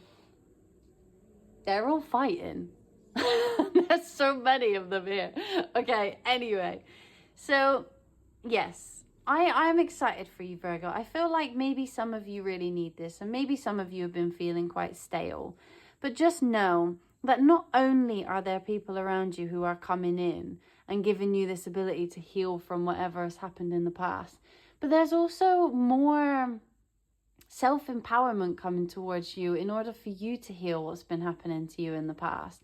And in order to just make you feel good, make you feel like you're at your best, and make you feel like when you meet new people or when you get more to know your partner, you will be able to improve those relationships massively and feel more comfortable in them, And, perhaps for some of you, old things might fall away and you might let go of some things that no longer serve you. But just know that new things are coming in and new partnerships are about to evolve. So I like this for you, and really good luck in getting to know new people And anyone can let us know in the comments, like if you meet someone new, or if you get to know somebody a little bit more, or if you enter into some sort of marriage. I would love to know. I would love to know that. So yes, Virgo, I will leave that there for you. But I do really, really have so much hope and love for you in this next transit. And I will join you on that journey. Also, something that is important to note that I didn't say before, the South Node being in your first house will really allow you to release any negative thought patterns that you've been having over the last little while. Any lingering difficult self-beliefs that have come into your brain that you're like, hey, this stops me from doing things, they're really going to fall away. And you're going to have the opportunity to build upon your own self-esteem and to let go of anything that holds you back. I don't think we give ourselves enough credit in terms of the way that our mind affects us sometimes, and in terms of the way like a lack of identity really affects us.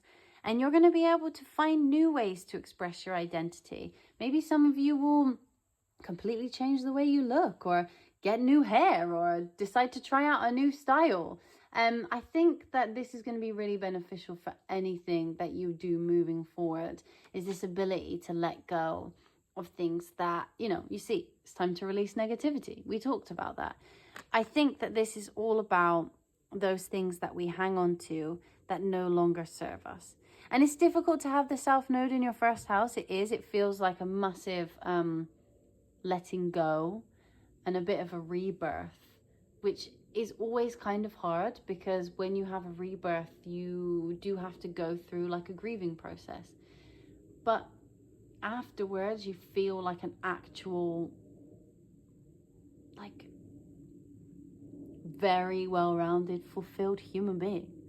And I think you should remember that. Anytime during this process you start to feel overwhelmed, or anytime during this process you start to feel like you're having to let go of a lot of things in order to make room for new, just remember that at the end of this journey, it's gonna, like, you're literally gonna feel like this girl, look at this person, like you're on a journey to something even more beautiful than you were before. And so just remember that. But with that, my lovely Virgos, good luck. I hope that you let me know in the comments how this is going for you, how you are feeling, how everything has panned out for you. If you are getting married this year, please let me know. I'd love to congratulate you on that one. But yeah, I adore you guys, and I hope you have a beautiful day.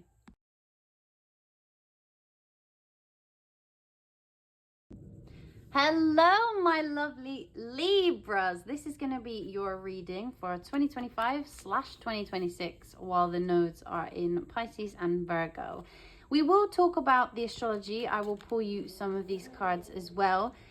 If you are a Libra rising, this is for you. But if you are a Libra sun and a Libra moon, or a Libra moon, thank you for joining us. Hopefully you will resonate with something in here as well.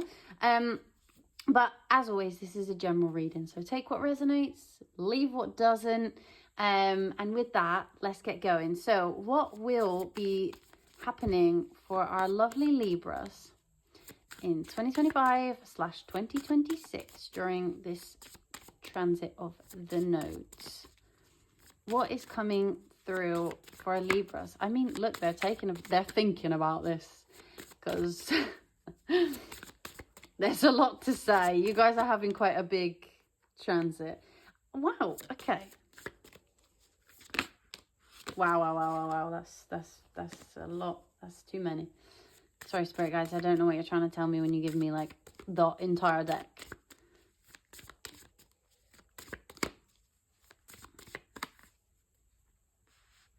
Yeah.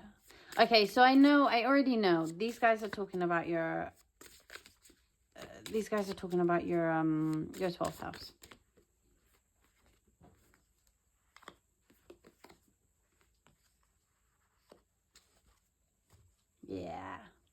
Yeah, because you've had the South Node in your first house for a while now, for the last 18 months, and that's been really, really, really difficult.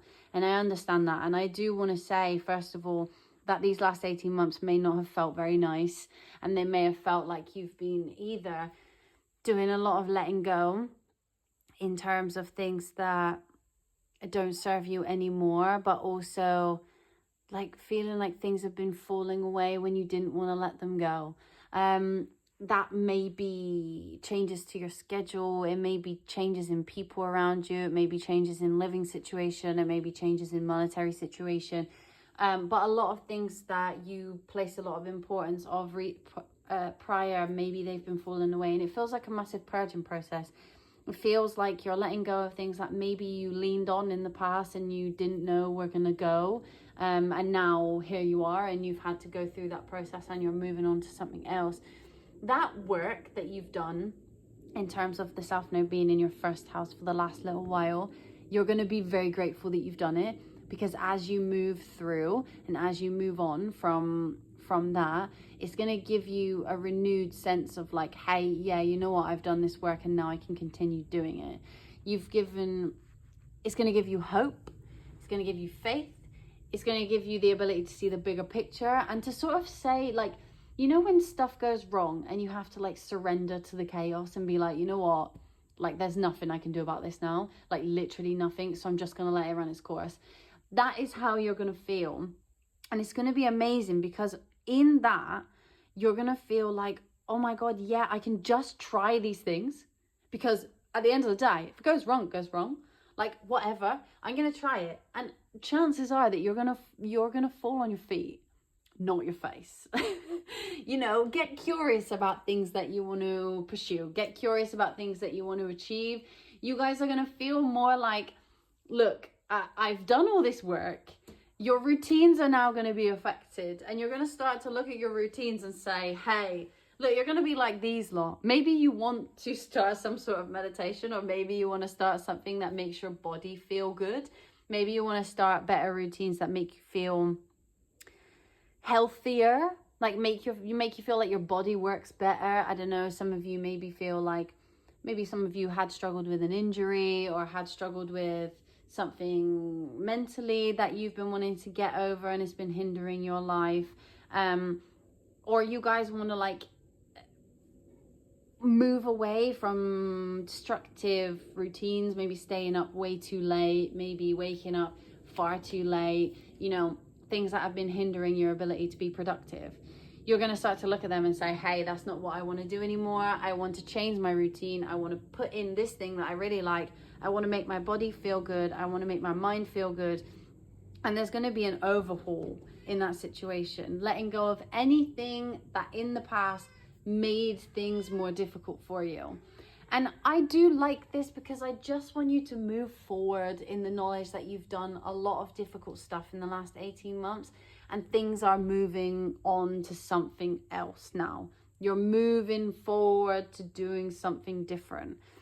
I applaud the work that you've done in the last 18 months. I'm sure some of you didn't really want to do it. I'm sure it was thrust upon you. Maybe some of you had experienced some level of grief in letting go. You could have let go of relationships, but could have just let go of things that made you feel very safe. And to be honest, sometimes things that make us feel safe aren't necessarily good for us. Sometimes it's codependency. Sometimes it's materialism. Sometimes it's wanting to control everything in your path, and now you're saying, okay, I can't control this situation. But with that comes freedom, you know, because if you always want to control things, and you always want to put up those like those walls, and you want to keep everyone happy, and you want to do this and you want to do that, like, you don't have that creative freedom that you do when you say, hey, I want to do this, and I want to throw myself into this thing and try my best and just see where I land. So Libra, I really want to pull you some of these cards to see sort of the main energies that are going to be surrounding you. But I really, you know, I like this for you, because I just feel like there is an energy of letting go. I don't know if the spirit, I already know that, so I don't know if the spirit guides want to bring that to me again, but let's see what energies they feel are going to be surrounding you during this time. Okay. So, well, there is a lot of things. This is also happening in your 12th house. So maybe there are things you're getting curious about in terms of your spirituality, or in terms of the way that you interact with your spirituality. I think that you guys, some of you maybe will, if some of you don't already practice a form of spirituality, or practice, I mean, I guess you do because you're watching this video. But maybe some of you want to get more into astrology, or maybe some of you want to get more into any divination tools. But I think you will form more of a relationship with them, and that is going to make you feel more empowered as well. Communication. Yeah, exactly. So you guys, maybe you're going to start to communicate with spirit more, or maybe you're going to start to communicate with other people more who also enjoy spirituality, or maybe you're just going to feel more like you have the ability to be out there. You know, you guys generally find it, I mean, I don't want to tar you all with the same brush, but you guys generally do put yourself second, you know, like the thing about Libra, and I adore you guys. Look, Marta's a Libra rising, all right? Love her. But, you know, you guys put yourself second to a point where you just forget that you exist. Like, where is Libra? You know, and probably no one even notices because you're a chameleon. You know, you're here, there, and everywhere, and you want to help this person, you want to do this, and then you just forget, oh, I had to do this thing, and now I've just completely, you know, forgotten I had to do it because I was helping somebody else. Sorry, there's a truck outside. 1 second, Libra. All right, they've gone, I think. Okay.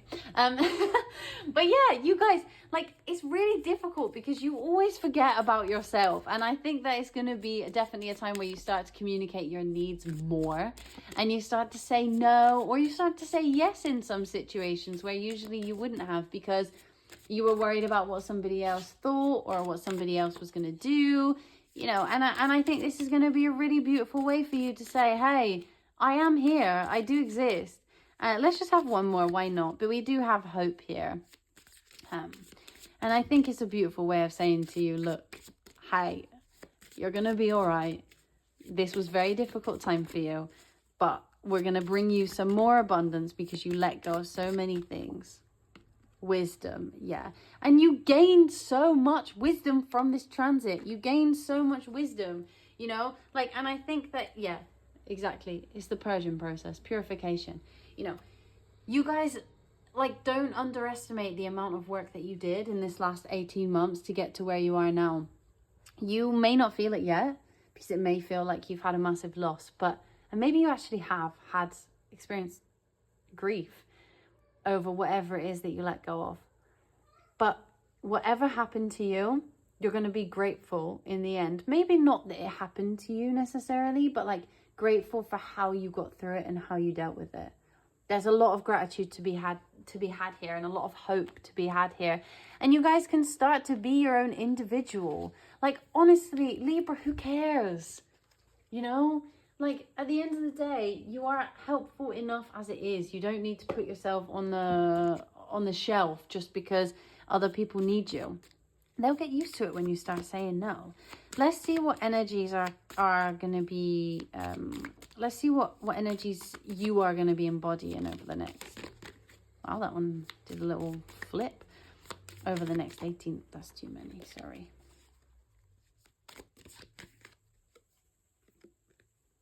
Ooh.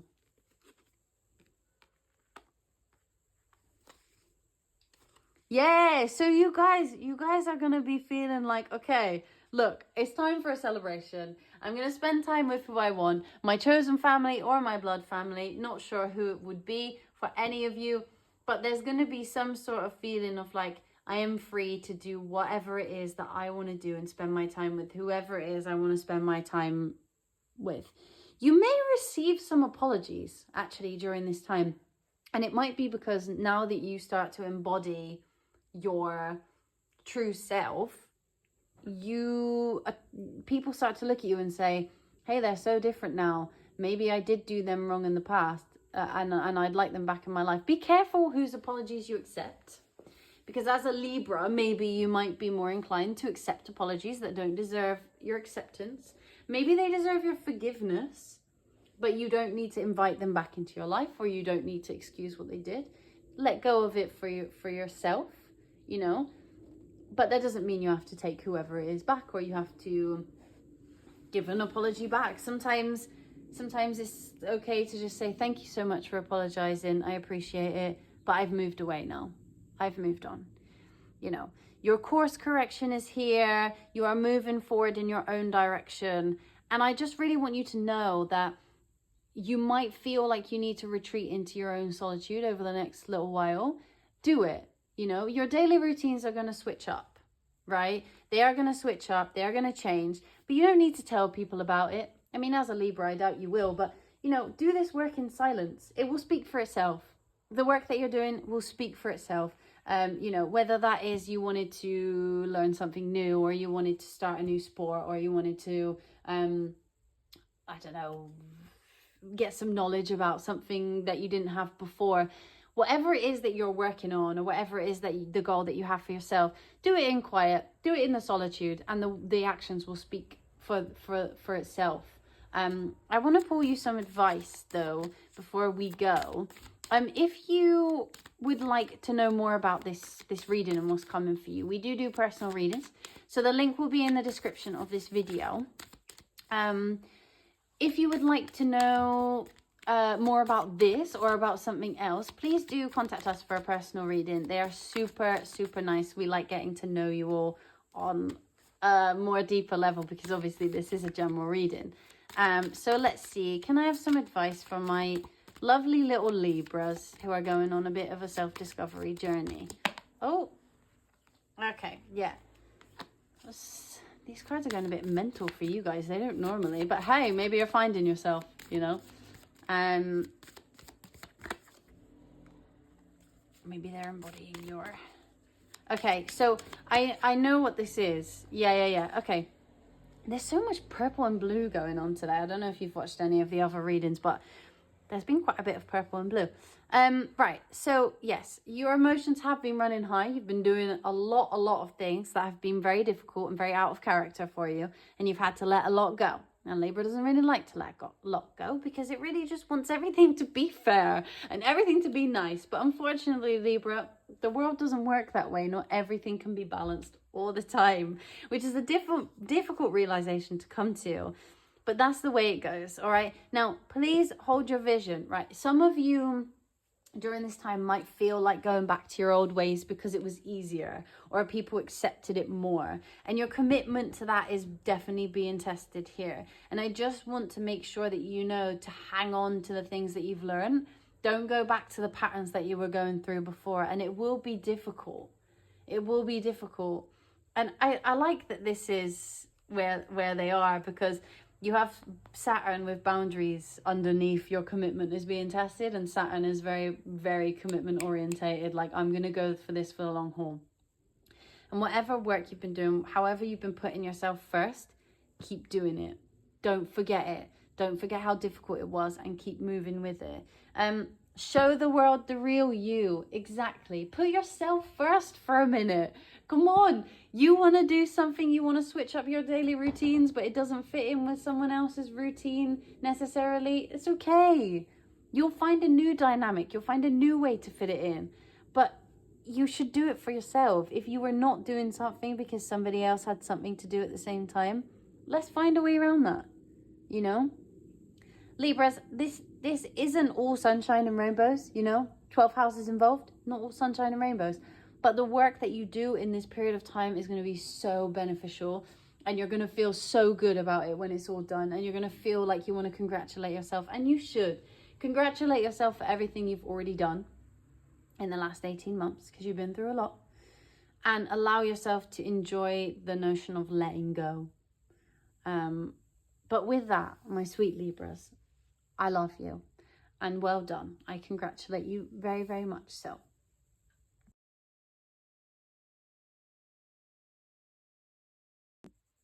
Hello, my wonderful Scorpios. So, Scorpio, this is going to be a reading for what is happening for you in 2025, 2026, during this transit of the North and South Node in Pisces and Virgo.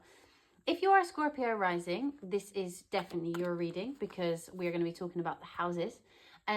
But if you are a Scorpio sun or a moon, then welcome. Hopefully you will get something from this reading as well. I'm going to pull you some of these cards, and we're going to talk about the astrology as we go.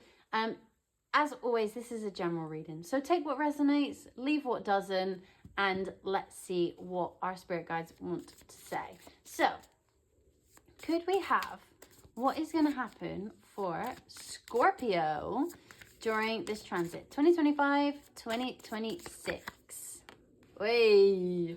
Yeah, okay, fine. So I already know what they're going to say to me with this, but come on, spirit guides, give me two more. Just two more cards, please, and thank you.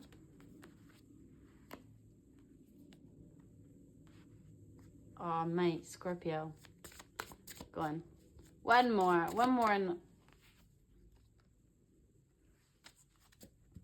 All right, so Scorpio, my sweet, sweet, lovely Scorpios.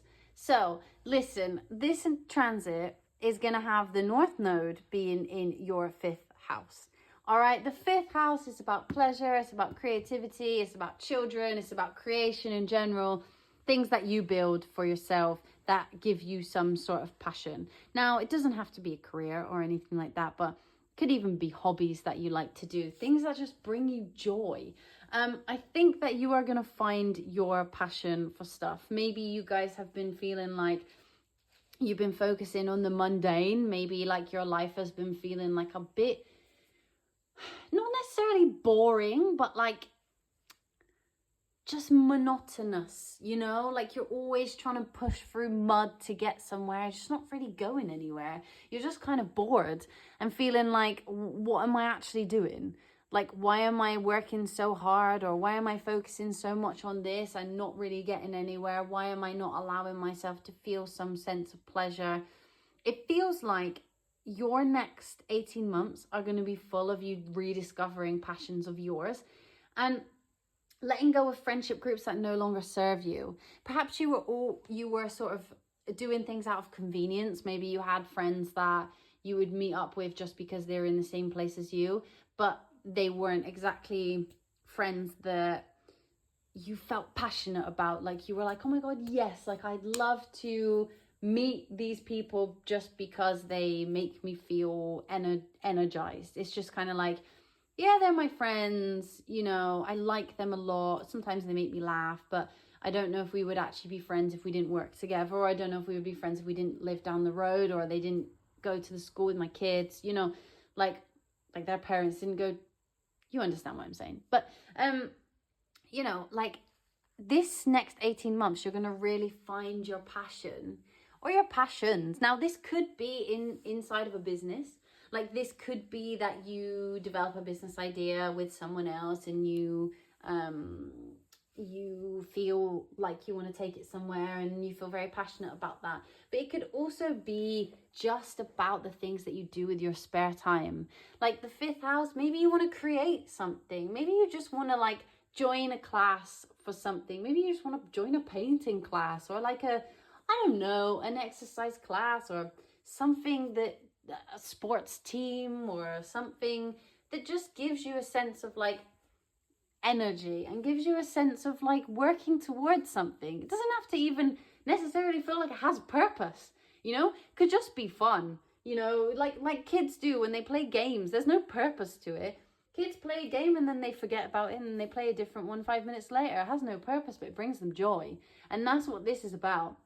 It's moving towards things that bring you just joy for the sake of joy's sake, you know. And I really, really like this. I really like this for you. I don't know if any of you are actually trying to make a family or to create a family in whatever way that looks for you.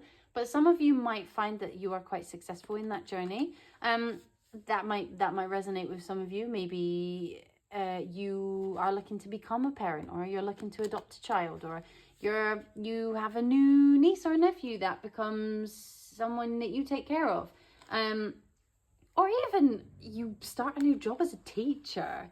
You know, you work with children in some way that makes you feel fulfilled, and you start to be able to impart your knowledge on a new generation of little ones, or you just start to build a family of your own. You know, maybe your pets are your children, but if you are looking to get pregnant or to start a family, whatever way that means to you, however that looks,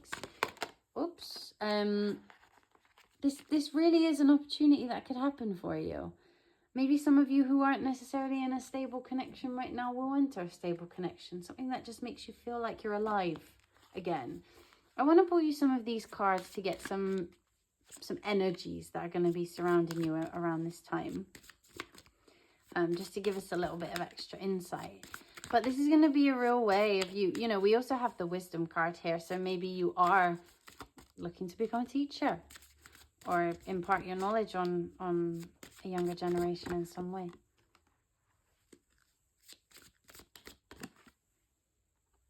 Ooh, interesting.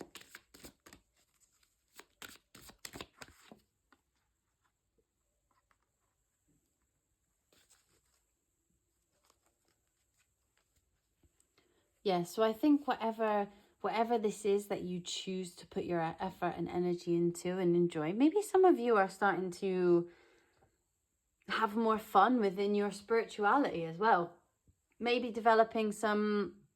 joining some groups that have to do with spirituality, or really trying to tap into your own intuition about what's next, about what you want to do, listening to that inner voice of saying like, this doesn't fulfill me anymore, this doesn't bring me any excitement, doesn't bring me any like any emotion whatsoever, it's boring.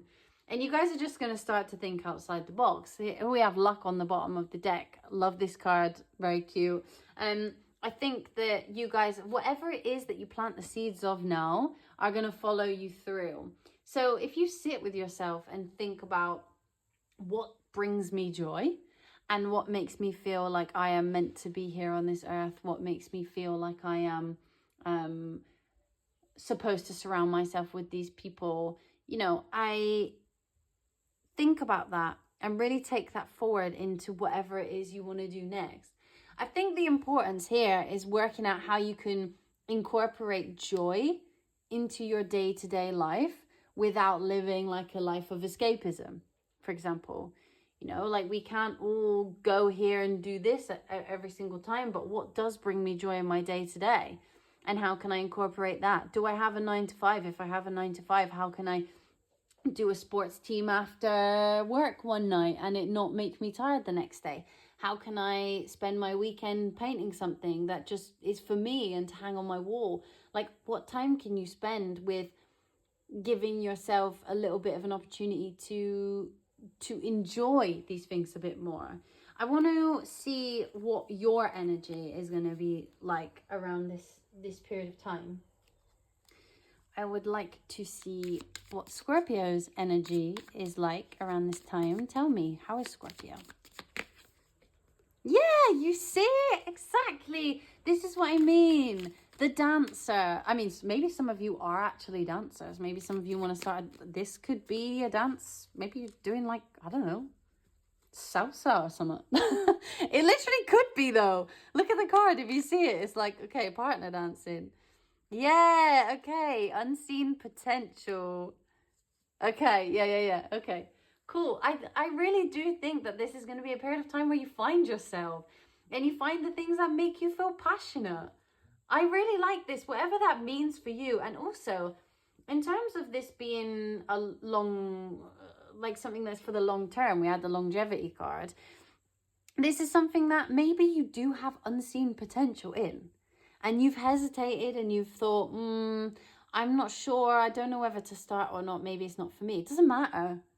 Whatever it is, you're going to really enjoy it. And I say go for it because there might be something in here that takes you into life further down the line. You know, I think that maybe this could stop being a hobby and be a career. It doesn't matter if it isn't. It doesn't matter if it just becomes something you do for 6 months that you love. But there is unseen potential here with whatever it is that brings you joy.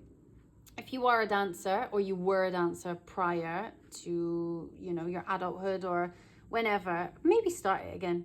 if it was something that brought you joy, but you just felt you grew out of it, or you just didn't know where to go anymore with it, and it wasn't your career, so you just gave up. Like, I would recommend just starting again. Find a class, you know, do something that makes you feel like you're a child again, or makes you feel like you're connected to your inner child in some way. Or if you have children, this might be a time as well where they start something new and you're like, hey, I wish I could do that as well. And then you decide to go to an adult class of whatever that is. I want to pull you some advice before we go. But if you want a personal reading to know more about this situation, what is coming, or about any other questions you may have, the links for our personal readings will be in the description of this video. So you can always go there, contact us. We love doing personal readings. It's so nice to get to know you all on a one-to-one level, rather than just general readings, because obviously it's just nice to know you. But advice for our Scorpio during this transit. Tell us about what you want Scorpio to know during this transit. Nothing is yet set in stone. This is about your unseen potential. This is definitely about your unseen potential, or something that didn't work in the past. Yeah, you are good enough. You see, these are greens as well. Very abundant cards. You know, like, you are good enough. You definitely are. And whatever it is that brings you passion and joy, maybe somebody told you you weren't good enough. Yeah, okay. Oh my goodness. There you go. This card has been coming up for a lot of you in these readings. Okay, nothing will come of this situation. You're catastrophizing about something, or you're stopping yourself doing something for fear of the outcome, even though you don't know the outcome yet. But you are good enough. I do wonder whether this is going to carry you into a new career. I do. It doesn't have to be. You could be super settled in your career. Maybe you don't want to change at all. Maybe this is something that just will ease the burden of your current career. Meditate and contemplate. There you go. Think about it. Look at all these greens and blues. A new start is coming. There you go. Look at that. I really do think that you guys are ready to start and embark on a new journey. You know, all these worries and these fears that you've been having around whether this is going to work out, whether this is going to go well, or whether I'm just going to fall flat on my face, just let it go. You know, you will build new communities. Some may fall away, but the new communities you build from whatever it is that makes you passionate are going to be here to stay. And I think that if you have any children in your life, take note of what they say to you or what they do, because they may have some inspiration for you as well. If you are becoming a new parent, I wish you all the best. I really do. And I hope that you will share with us all the joys that brings. But if this is just about creativity and something that you've been putting off creating because you're too scared, or you just don't think it's good enough, please start it, whatever it is, you know. Like, we're all scared of what other people think about us and put all this pressure on ourselves, but it's time to let that go. Just enjoy yourself for fun's sake. Right? Like, you have had periods of time recently where you've just not had any fun, and now's the time to just have fun for the sake of having fun. So Scorpio, that is my parting words for you, is to just have fun. But I look forward to hearing from you in the comments, and if you like this video, please give this a thumbs up. Please subscribe to our channel. There will be many more videos like this, some longer, some shorter. And if you have any questions about astrology or tarot, feel free to put them in the comments as well. But with that, we will see you very soon.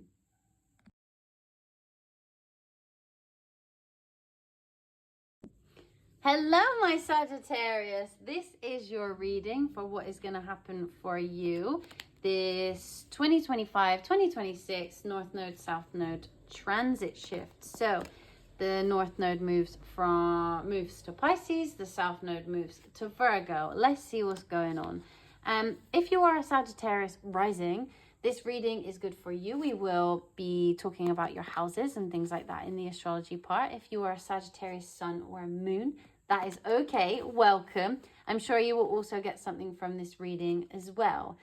We are going to pull you some of these cards, and we will talk about the astrology as we go. So what is going to be happening for Sagittarius during this transit of the North and South Node shift?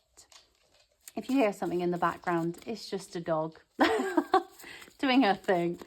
Okay, so Sagittarius and this transit. What is coming for them? Hey, look at that. Straight out. Sagittarius, I just love you. There's always some element of like passion in there. And I love that Virgo card because it really looks like home.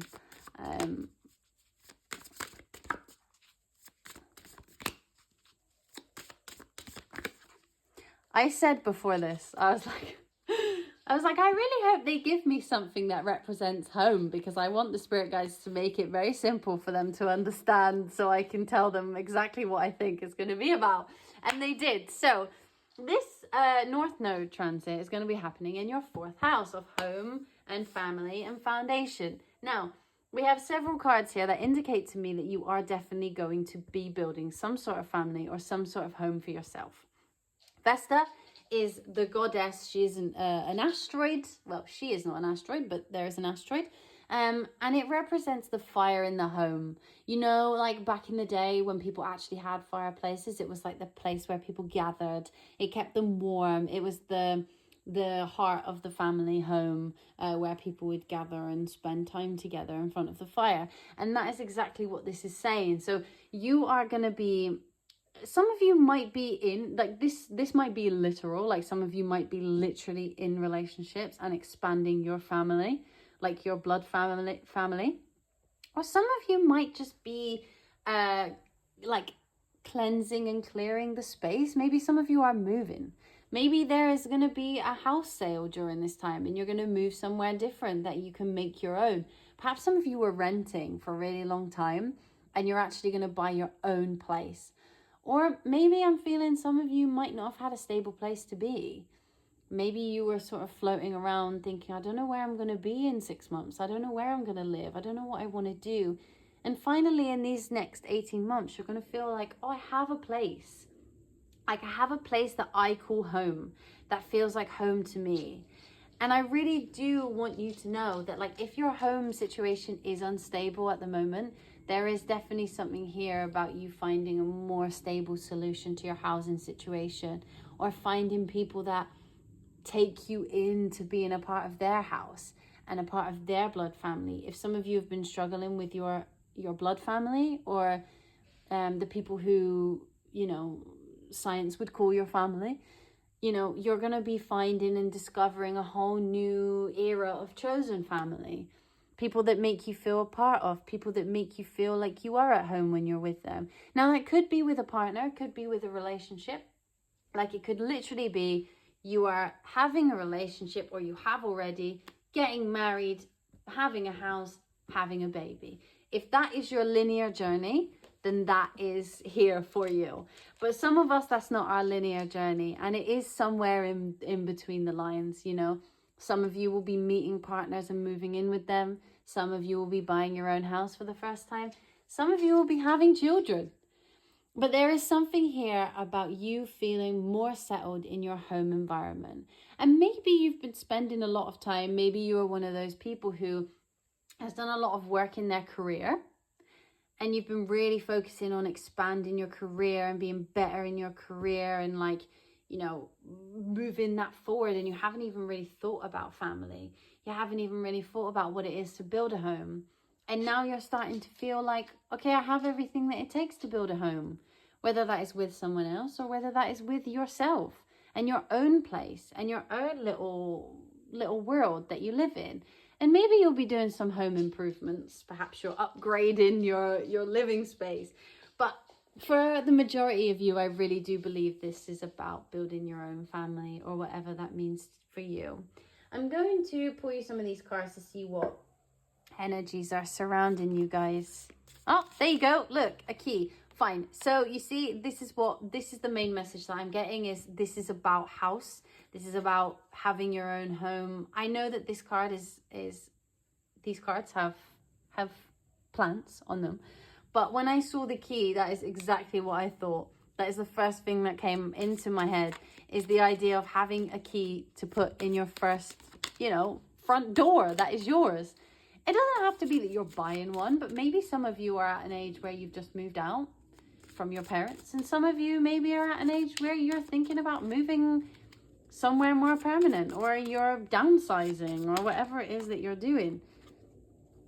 Luck, yes, you see. So Sagittarius, honestly, I love a bit of this for you.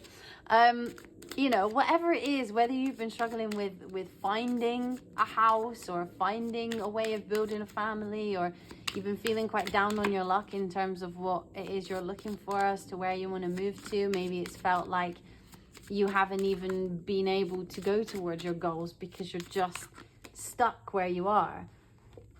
There's a movement here, grounding, yeah, and longevity. Wherever it is you're going is going to give you, we've had quite a bit of longevity in these readings as well for people. I'm hoping that things are going to start settling down. It's been a bit up in the air, the energy recently. But wherever it is that you're going, or whatever it is that you're building, it's for the long haul, and it's going to make you feel settled. I think maybe you guys haven't really been feeling settled. You've had Jupiter in your 7th house, but I think Jupiter in Gemini is not amazing. It's very like, I go here, I put my effort into this, and then I put my effort into that, and it's not really grounded. And I think that you're going to start to have an experience where you feel like you have a place now. Some of you, there's a very specific message in here for some of you, which is that you didn't have a stable place to live, and now you will. But there's also a message in here of you guys feeling like you're settled in yourself and in where you are and in what you choose to call a family. Maybe you've been feeling like, you know, my family isn't my real family. Some of you will have had a strained relationship with your blood family, and maybe you've felt quite lonely. But you're now discovering what it is to have a chosen family. These next 18 months will be quite important in terms of telling you, like, hey, look, you have the ability to have this settled nature. And that doesn't mean that you are moving to one place and staying in one place necessarily. But it does mean that wherever you are going to, you will either find or move with your chosen family or your blood family, you know? So like if your home is a person, then it doesn't matter where you move to. Or if your home is a group of people, or if your home is just a city, or your home is an actual house. Whatever your home is going to get a massive upgrade. And, you know, some of you might even just be doing home improvements. Maybe you wanted to convert your basement, and now you can. Let's see what energies you're going to be embodying over the next 18 months. Overcoming things, a choice. I really do think that, I think if you haven't had much of a choice in terms of where you can go and what you can do, I think you're going to really get that. And it's going to be something that fulfills you and makes you feel, you know. I think as well your career will have had a boost. And I don't think you will understand that until a bit later on. But I think it's going to give you the ability to have these things that you want. Because you're going to start being well known in the public sphere. You see, we have the key again. New projects, learning, knowledge. There's definitely something to do with your housing situation here, for sure. But I do also think that this is going to be a period of time where you start to trust yourself more. And I think it's a period of time where your career is at a stable place and you feel like, okay, my career is at a stable place now. I can focus less on being the career orientated person that I am and more on my home, if that applies to you. Let's do a little bit of advice for you as well. But I'm really looking forward to you guys feeling more. I feel like you've had a bit of a difficult time in terms of where you belong. And I think that it's important for us all to find somewhere that we belong. And you're going to find that this year. If you have been feeling like a bit of a lone wolf, don't worry. Better things are coming. If you're not in a stable relationship right now as well, there is definitely one on the horizon. So I would look out for that. But this is quite a significant time for you in terms of building a home and a family. What advice do you have for Sagittarius during this transit? Spirit guides. Who's feeling that? A win-win outcome is forecast. And it's Libra. And I was thinking as well about housing contracts when that was coming out. I was thinking, I wonder if they'll give me something contracty. Maybe you've been waiting for a contract. Like maybe you are literally in the process of buying a house and it just hasn't happened. And you're just like, where is my contract? Why is this not happening? Step out of your comfort zone. Wherever it is you are now, I think there's something that is meant to change. Expect powerful change. Exactly. There you go. Look at that. Thank you for clarifying that for me. Yeah. Oh, okay. You didn't need to do that, but you know. Yeah, wherever it is you are now, there's something about it that needs to change, whether it's location, like in terms of geographical location, or whether it's just your house. I'm not sure. You're very close to achieving your goal. Yeah, whatever it is. Yes, you see, sorry guys, I'm getting a bit too excited now. New moon in Cancer, you and your loved ones are safe. Cancer is all about the home. It's all about the home. It's all about keeping your family and whoever your chosen family are safe. And I think that you're going to find yourself in a position where you're no longer fighting for the opportunity to have a stable foundation. You're not feeling left out. You feel like you are actually getting somewhere, and you will feel more like you have somewhere to call home, whether that is a person, a group of people, or an actual home. Some of you might like traveling and not want to settle down in a home, but it could be that maybe you've just been traveling alone, and maybe you'll travel with some other people that make you feel like you're at home. But if you want to know any more about this situation, please do go to the links in our description. We will do some personal readings for you all. So definitely contact us about that, because we would love to read for you one-on-one. We love doing that because it's much nicer to get to know you. But Sagittarius, good luck. And if you are looking to build a family, please let me know in the comments. I really do wish you all the best. And I hope that any of you who've had a difficult living situation, which I think there's a specific message in there about some of you who have, please let us know when that situation changes. We would like to congratulate you, because it has been a hard road, and I know that. But yeah, Sagittarius, good luck. Make your house a home, and we will see you very soon.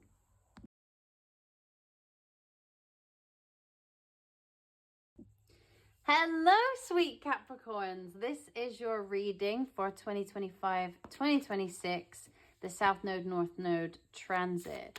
So if you are a Capricorn rising, this reading is for sure for you. If you are a Capricorn sun or a Capricorn moon, welcome. Take what resonates and leave what doesn't, as we will be talking about houses in astrology as well. And that is mainly for Capricorn rising, but the energy might be similar for you. So I'm going to pull you some of these cards, and we're going to talk about the astrology as we go for this transit. But what is coming for Capricorn in this North Node, South Node transit that's going on? What is coming? Ooh. Well, some sort of happiness anyway. What is coming for Capricorn? Right, okay, so I do think this is about some sort of communication. There's some sort of communication coming towards you. I don't know what this is about yet. Let's see. I think this might be about... I think this is about a trip. Or this is about going somewhere different. Or learning something new. Let's see. I think this is about learning something new. I think that it's something that you're going to be very excited about. Whether that is an opportunity to move overseas, or whether that is an opportunity to go to a higher education institution that you really wanted to go to, but you weren't sure you were going to get in. Yeah, you see? Okay, fine. Like, that's fine. I understand. So, this is what they want you to know. This is an amazing reading, by the way, guys. So I think What is going to happen for you in 2025, 2026 is your daily life is going to change. It's going to shift in quite a big way. Whatever this is going to give you the opportunity to expand your knowledge. It's going to make you feel like you're going somewhere else. It could literally be overseas. Like literally it could be overseas, or maybe not overseas, just in a different city, in a different dynamic to where you are now. Maybe you learn a new language. Maybe you start a new course. But there's definitely some sort of communication that's coming towards you. It's going to make you feel like you've achieved something.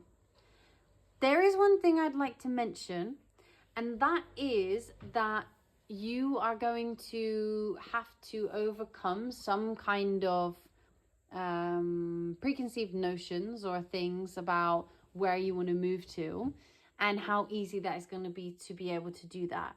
If this is about moving, then this is going to be something you're going to have to jump through some hoops in order to get where you want to go. Maybe that is in order to rent a property, or maybe that is in order to or maybe that is in order to travel somewhere where you didn't think that you were going to be able to travel to. Whatever it is, there's going to be a couple of hoops that you need to jump through, but don't worry about it, because the hoops are going to be jumped through, if that makes any sense. This is good. This ends in joy and luck, and there's the sun. Like, you are going to be gaining so much wisdom during this period of time that your daily life is going to have a big shift. I don't know if any of you have siblings, but I had 333 on the timer there. If any of you have siblings, which is interesting, 333, because this is about the third house. Fantastic. There you go. Confirmation that this is about the third house. If you have siblings, this could also be something good happening with them as well. Maybe you get some news about, you get some good news for them, or maybe they move somewhere and you travel to visit them and you like it as well. Or maybe you have a new sibling. Maybe a new sibling is born. But whatever it is, this communication is going to make you feel very fulfilled, and it's going to be something you've been waiting for. Let's take some cards for the main energies that are going to be impacting you in 2025-26 during this transit, because I'm intrigued to know. This reading is so nice. Oh, they wanted this. So many people are getting divination. Interesting. There's a lot of spiritual energy though, because it is Pisces North Node. So there is a lot of spiritual energy. I will say that now. Oh.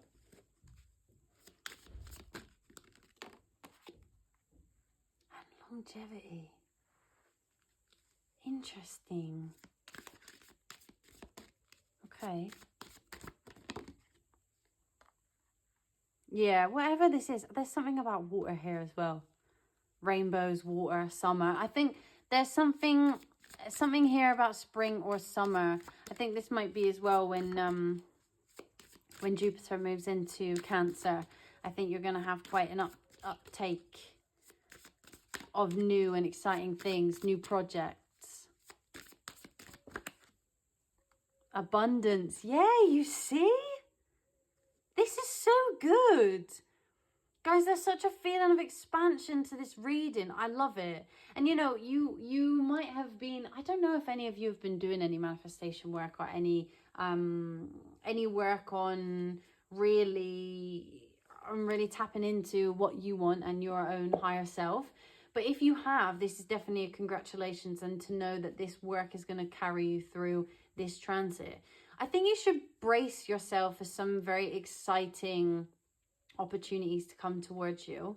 I just had 555 there, you know. See, there you are. Look at these angel numbers coming through.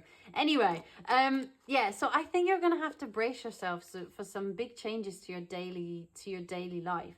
And I wonder whether this has something to do with travel, and you maybe not expecting to stay somewhere, or not expecting to want to be somewhere so much, or you find out that you go somewhere, you love it, and then you have to go back home because you didn't get the right clearance to enter the country later on, and then you have to go home and do it again. I don't know. There's something in here about some sort of goal and achievement in terms of moving somewhere or starting something new, starting a new learning process. that has a couple of bumps in the road, but ends up shifting your daily life into on a grand scale. You're going to be feeling more passionate in the day-to-day. Your chores are going to feel less chory, and you're going to receive some news from somebody that is going to change your daily life for the better. And it could be from an authority figure. I'm not sure. It could be from an authority figure. But let's see what you're going to be like during this time. What sort of energy you're going to be embodying during this time. Because I'd love to know, like, where this comes from. Like, what is this? By the way, if you want to know more information on this, like who this, like really in depth who this comes from or what this might be, we have links in our description to personal readings. So if you want to know more specifics about you, please let us know. Contact us via the links and we'll do that for you. We love getting to know you guys on a personal level because it's much nicer. But yeah, so what energy are they going to be embodying? What energy is my Capricorns going to be embodying during this time? Yeah, okay, the Archer, biding your time. This is so about movement. Movement, going abroad, going on holiday. It requires patience and it requires planning. Don't jump into anything. Do not jump into anything. Don't project. Really do your research in terms of what it is that you're going to do and where you want to go. Research here is definitely key. The King. Yeah, okay. So really what this is about is look at the bottom of the deck.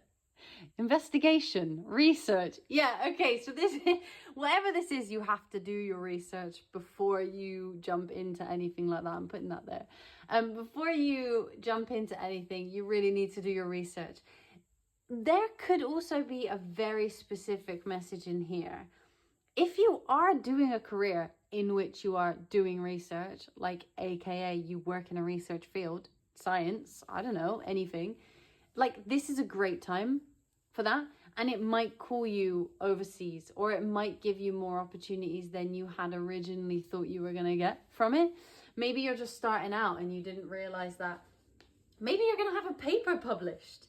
You know, you are Capricorns at the end of the day. Like, I'm sure some of you work in the sphere of research. You're a Capricorn.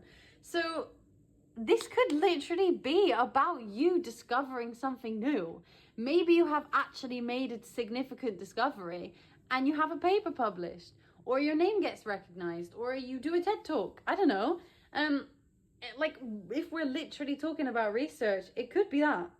So if you are doing anything in that field, please like keep an eye out for any opportunities that come in to have your work looked at, because I think whatever it is would go really well.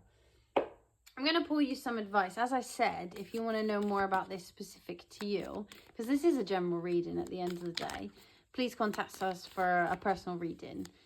We would be happy to do that for you. Just some more information specifically for yourself. But let's pull you some advice for this transit, Capricorn. Show the world the real you. Yeah, get out there. The opportunities are waiting for you, I tell you now. And with this reading, the opportunities that await you are really good. They are really, really good. Be bold and make the first move. Put yourself out there. Do put yourself out there. Please, you know. You're ready for it. Whatever it is, you're ready for it. I know. Yeah, it's time to take action. There's something waiting for you. There's something that you haven't been doing, but you've been really wanting to have. Your hard work is paying off. Look, who is that? As Capricorn, it's you. There you go. Look at that. What more could you want? You know, if this is actually about you, in terms of your career, this thing, whatever it is going to take you places. I'd love to know. It would be so good to do some personal readings on this, because this is so cool. And I'm so excited for you. Like, whatever this may be, whatever this is going to take you, it is super cool. So if this is academic, just know that any setbacks you've had on your academic work, in terms of, you know, if you have actually been doing research, please, like, know that those things are going to be over. And also, if you are traveling, or you've been thinking about moving or traveling to somewhere else, know that any hoops you have to jump through will be worth it in time. But Capricorn, that is what I have for you. There was a lot of stuff in there actually, but I hope you got something out of it. And thank you for joining us. Really appreciate it. Leave us a little like, leave us a little comment to let us know your plans for this new year. And we will see you very soon.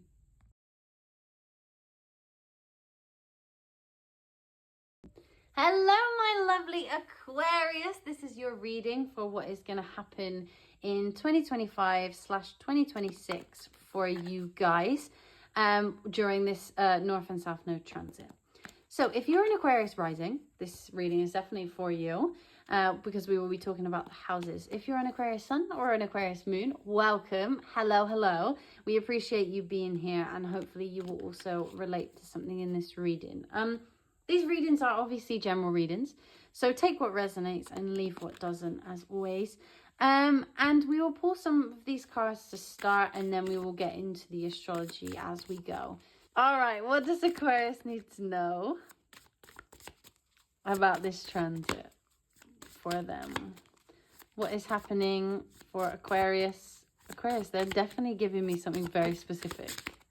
Okay. I was going to say, I was like, why is this taking so long for cards to come out? I know what this is about. This is definitely about your self-worth and empowerment, for sure. I mean, look, hey, let's not get ahead of ourselves, but we'll see.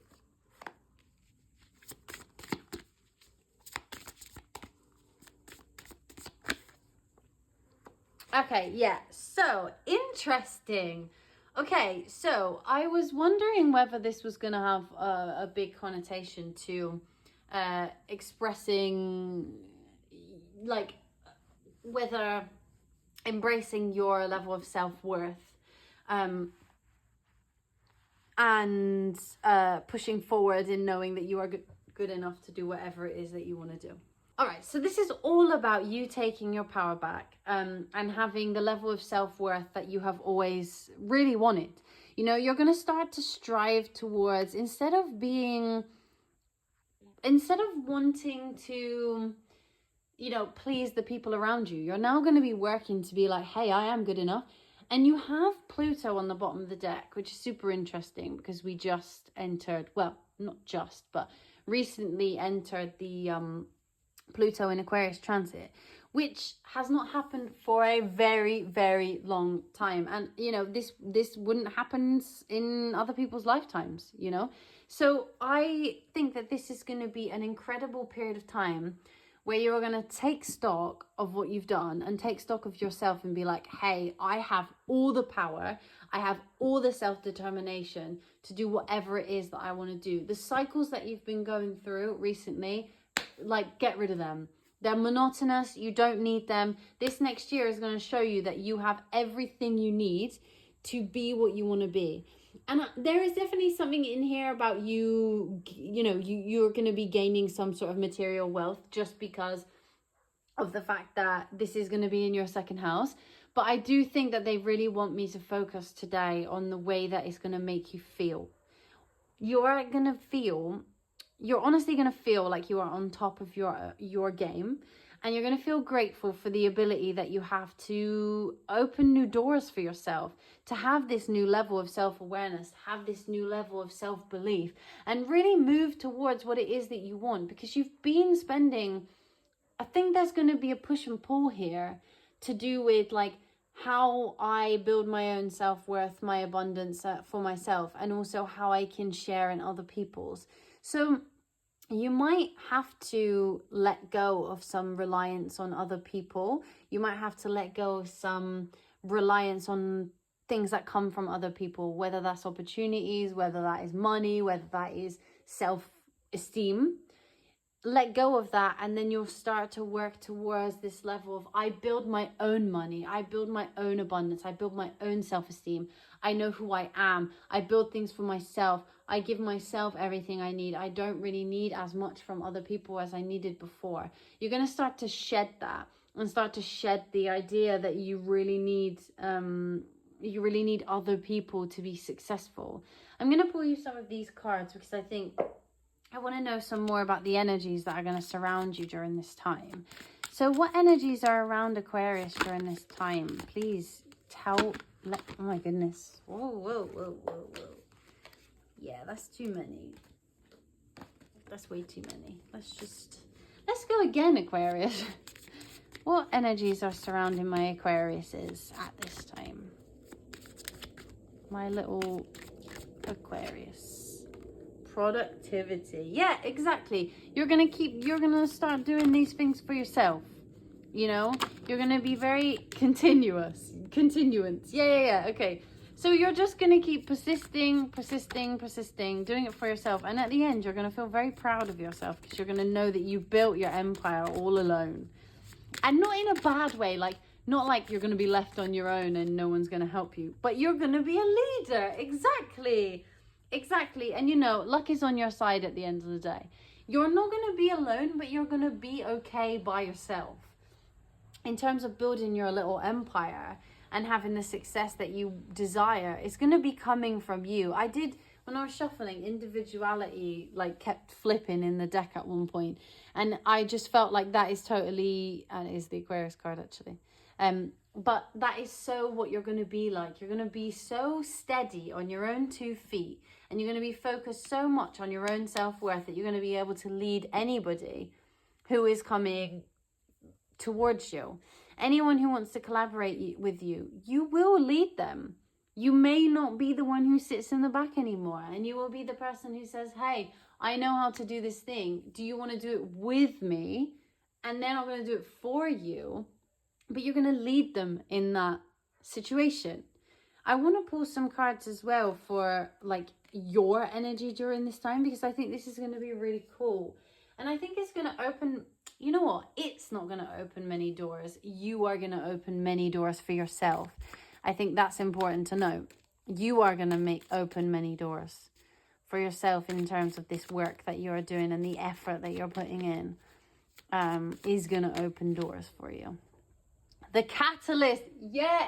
Thank you, Spirit Guides. Exactly. The catalyst. Radical changes, taking control. Yes. So that is what you're going to be doing. You know, you're going to be... Whoa. Sorry. Too many. You are going to be taking control of your situation. You are going to be the one who puts the work in. You are going to be the one who is really set in yourself and your own abundance. And with this comes stuff, you know. Like with this in terms of a career comes money. It comes abundance. You know, like that is what you're working towards, and that is where you're going to go for yourself. The Queen. Yes, determination and sacrifice. You know, and this might be a year where you do feel like you have to sacrifice some things because you're really, really trying to work on gaining your own power and gaining your own... I really feel like you're building an empire. I don't know why. Some of you might be... like working on things by yourself. Maybe you've started your own business, or maybe you're trying to be creative in some way and you're working for yourself, or maybe that's just a dream of yours and you're trying to get there. But there is something here about you're having to sacrifice your time or your energy to put it into this in order to be successful. But sometimes we do have to make that sacrifice in order for it to be better in the long run. And imagine, like, if this is you really trying to take control of your life and move forward in a way that makes you feel like you're going to be successful in the future, this is amazing. And I really would recommend you take this time to just, you know, put your focus on this thing that is obviously making you feel like you are whole. I'm going to let's get you some advice as well. What advice do you have for our lovely, lovely Aquarius and their 2025-2026? Yes. Okay, cool. Guys, you need to start believing in yourself more. But I think this year is going to really teach you that. It's going to really teach you that you can stand on your own 2 feet. I know it is. I just know it. Go on, guys. Okay.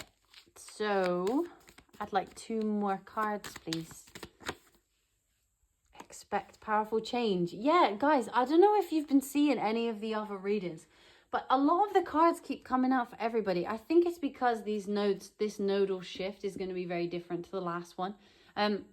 And obviously we have the eclipses. The eclipse points are changing. So in everybody's chart, they're going to be changing. But this is going to be such a nice transit for you to really, really realize your potential.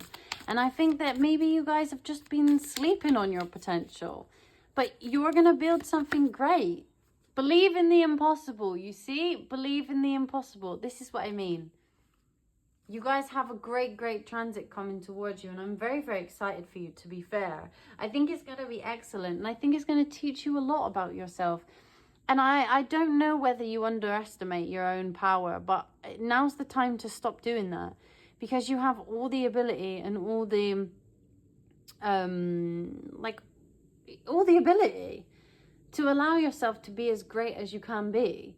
Because you are great. You're more than great. And that I do know.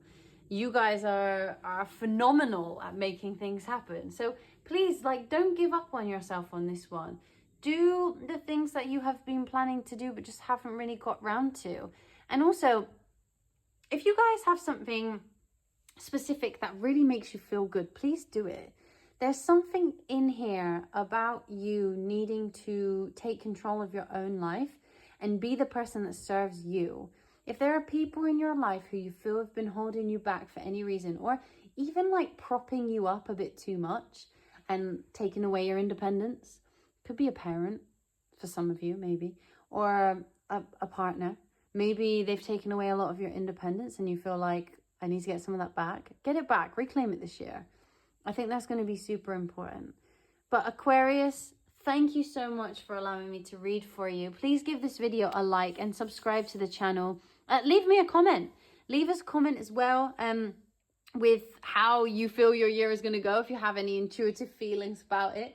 And there will be many more of this type of video and longer ones. Tarot, we talk about astrology on this channel, so feel free to give us a follow.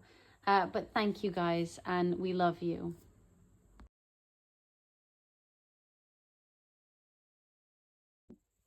Hello, my lovely Pisces. This is going to be your reading for what is coming for you in 2025, 2026, when the nodes change signs. Now, if you're a Pisces rising, this definitely applies to you because we will be talking about the houses in astrology. But if you're a Pisces sun or a Pisces moon, hello and welcome. Hopefully you will get something from this as well. What we will do is we'll pull you some cards from here and we'll talk about the astrology as we go. Pisces, you have a very exciting time coming. The North Node is in your first house, which means that there is a lot of self-growth coming, and I'm very excited for that. So let's see how your individuality and yourself is gonna shift. Let's see. Can I have some cards for what is coming for Pisces, please? What is coming for Pisces in this North and South Node shift? Please tell me.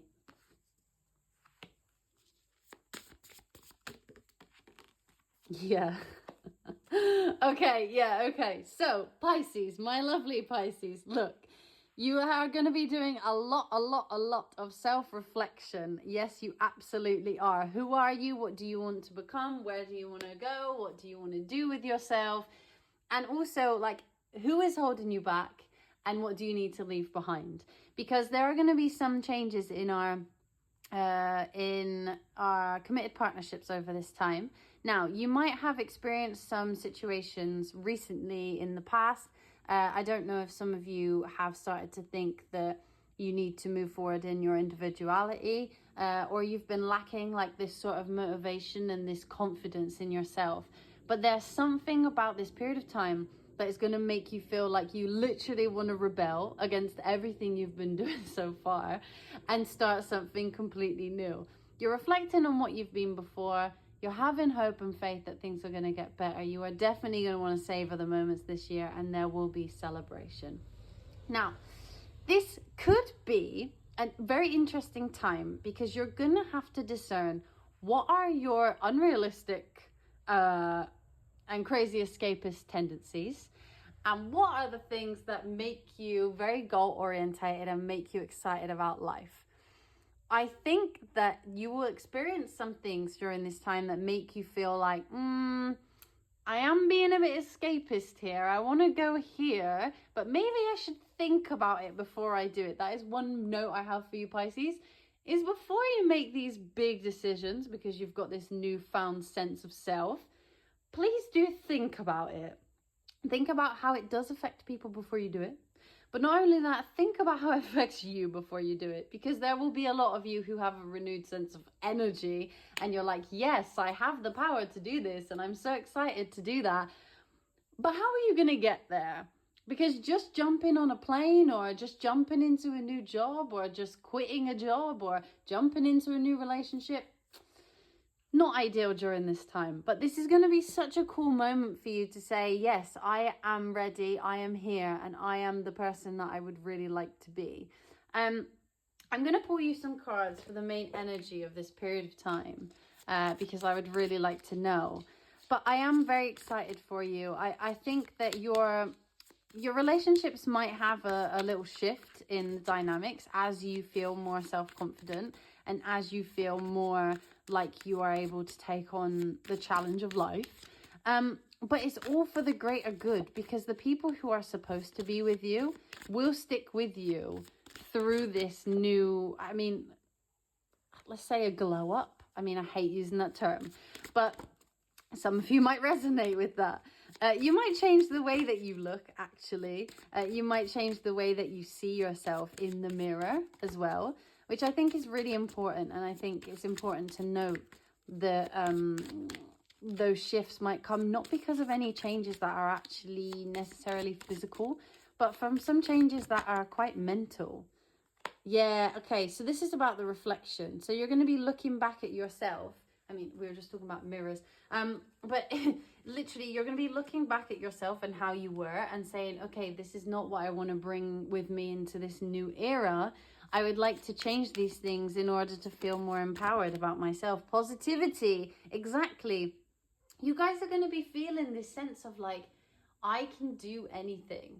And I will warn you with this, because obviously we have transition at the bottom of the deck. And I think it's very important to remember that all transitions come with big shifts, right?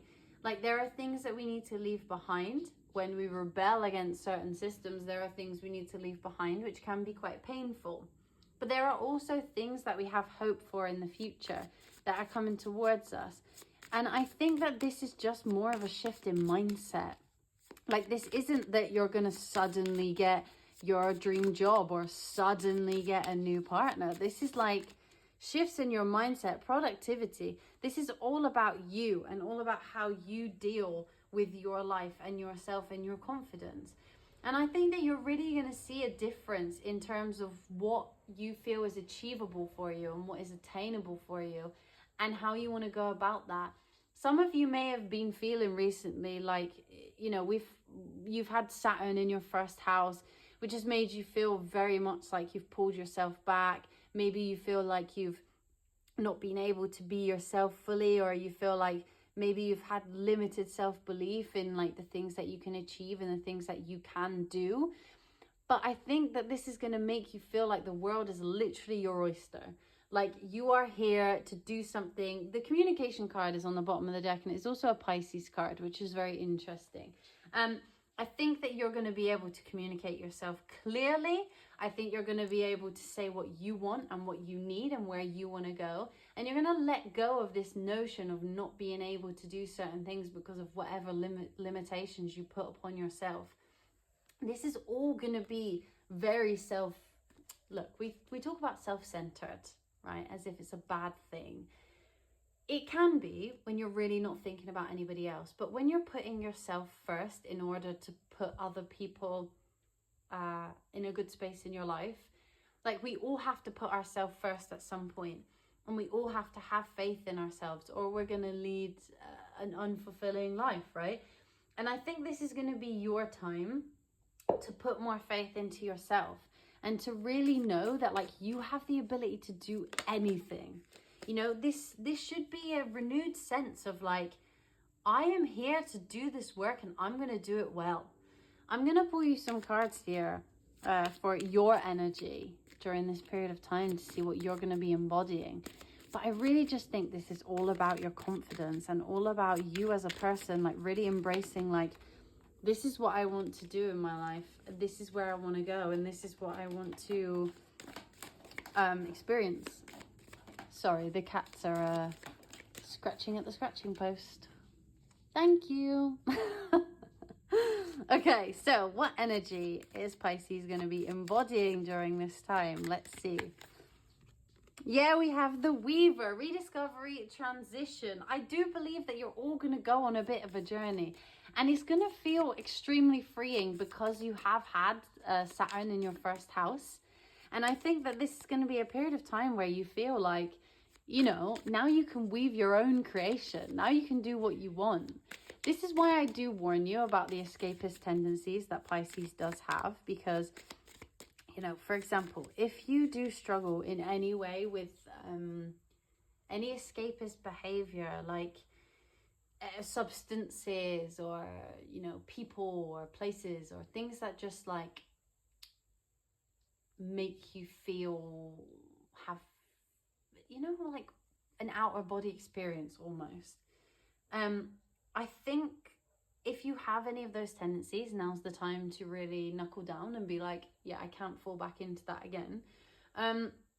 But also it is the time to let yourself dream a little bit. On the bottom of the deck, we have Sailor, New Influences, Wanderlust, and 2 fish. I feel like this is perfect. This is so Pisces, this card. And there is going to be the opportunity for you to like get out there and really do your own thing and really think like, I can go here, I can go there, I can do anything I want. And whether it feels attainable now, you know, look, this is about you from the past, having your regrets and longing. You know, you felt like you haven't been achieving your full potential, and you have had 3 years of Saturn sitting right next to your ascendant. And that's really tough. And, you know, if you are a Pisces sun or a moon, you've had Saturn sometimes sitting next to your sun and your moon. And that's also really difficult.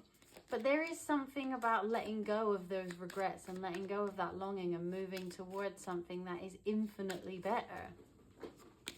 I think that with this, you are going to, yeah, the gambler.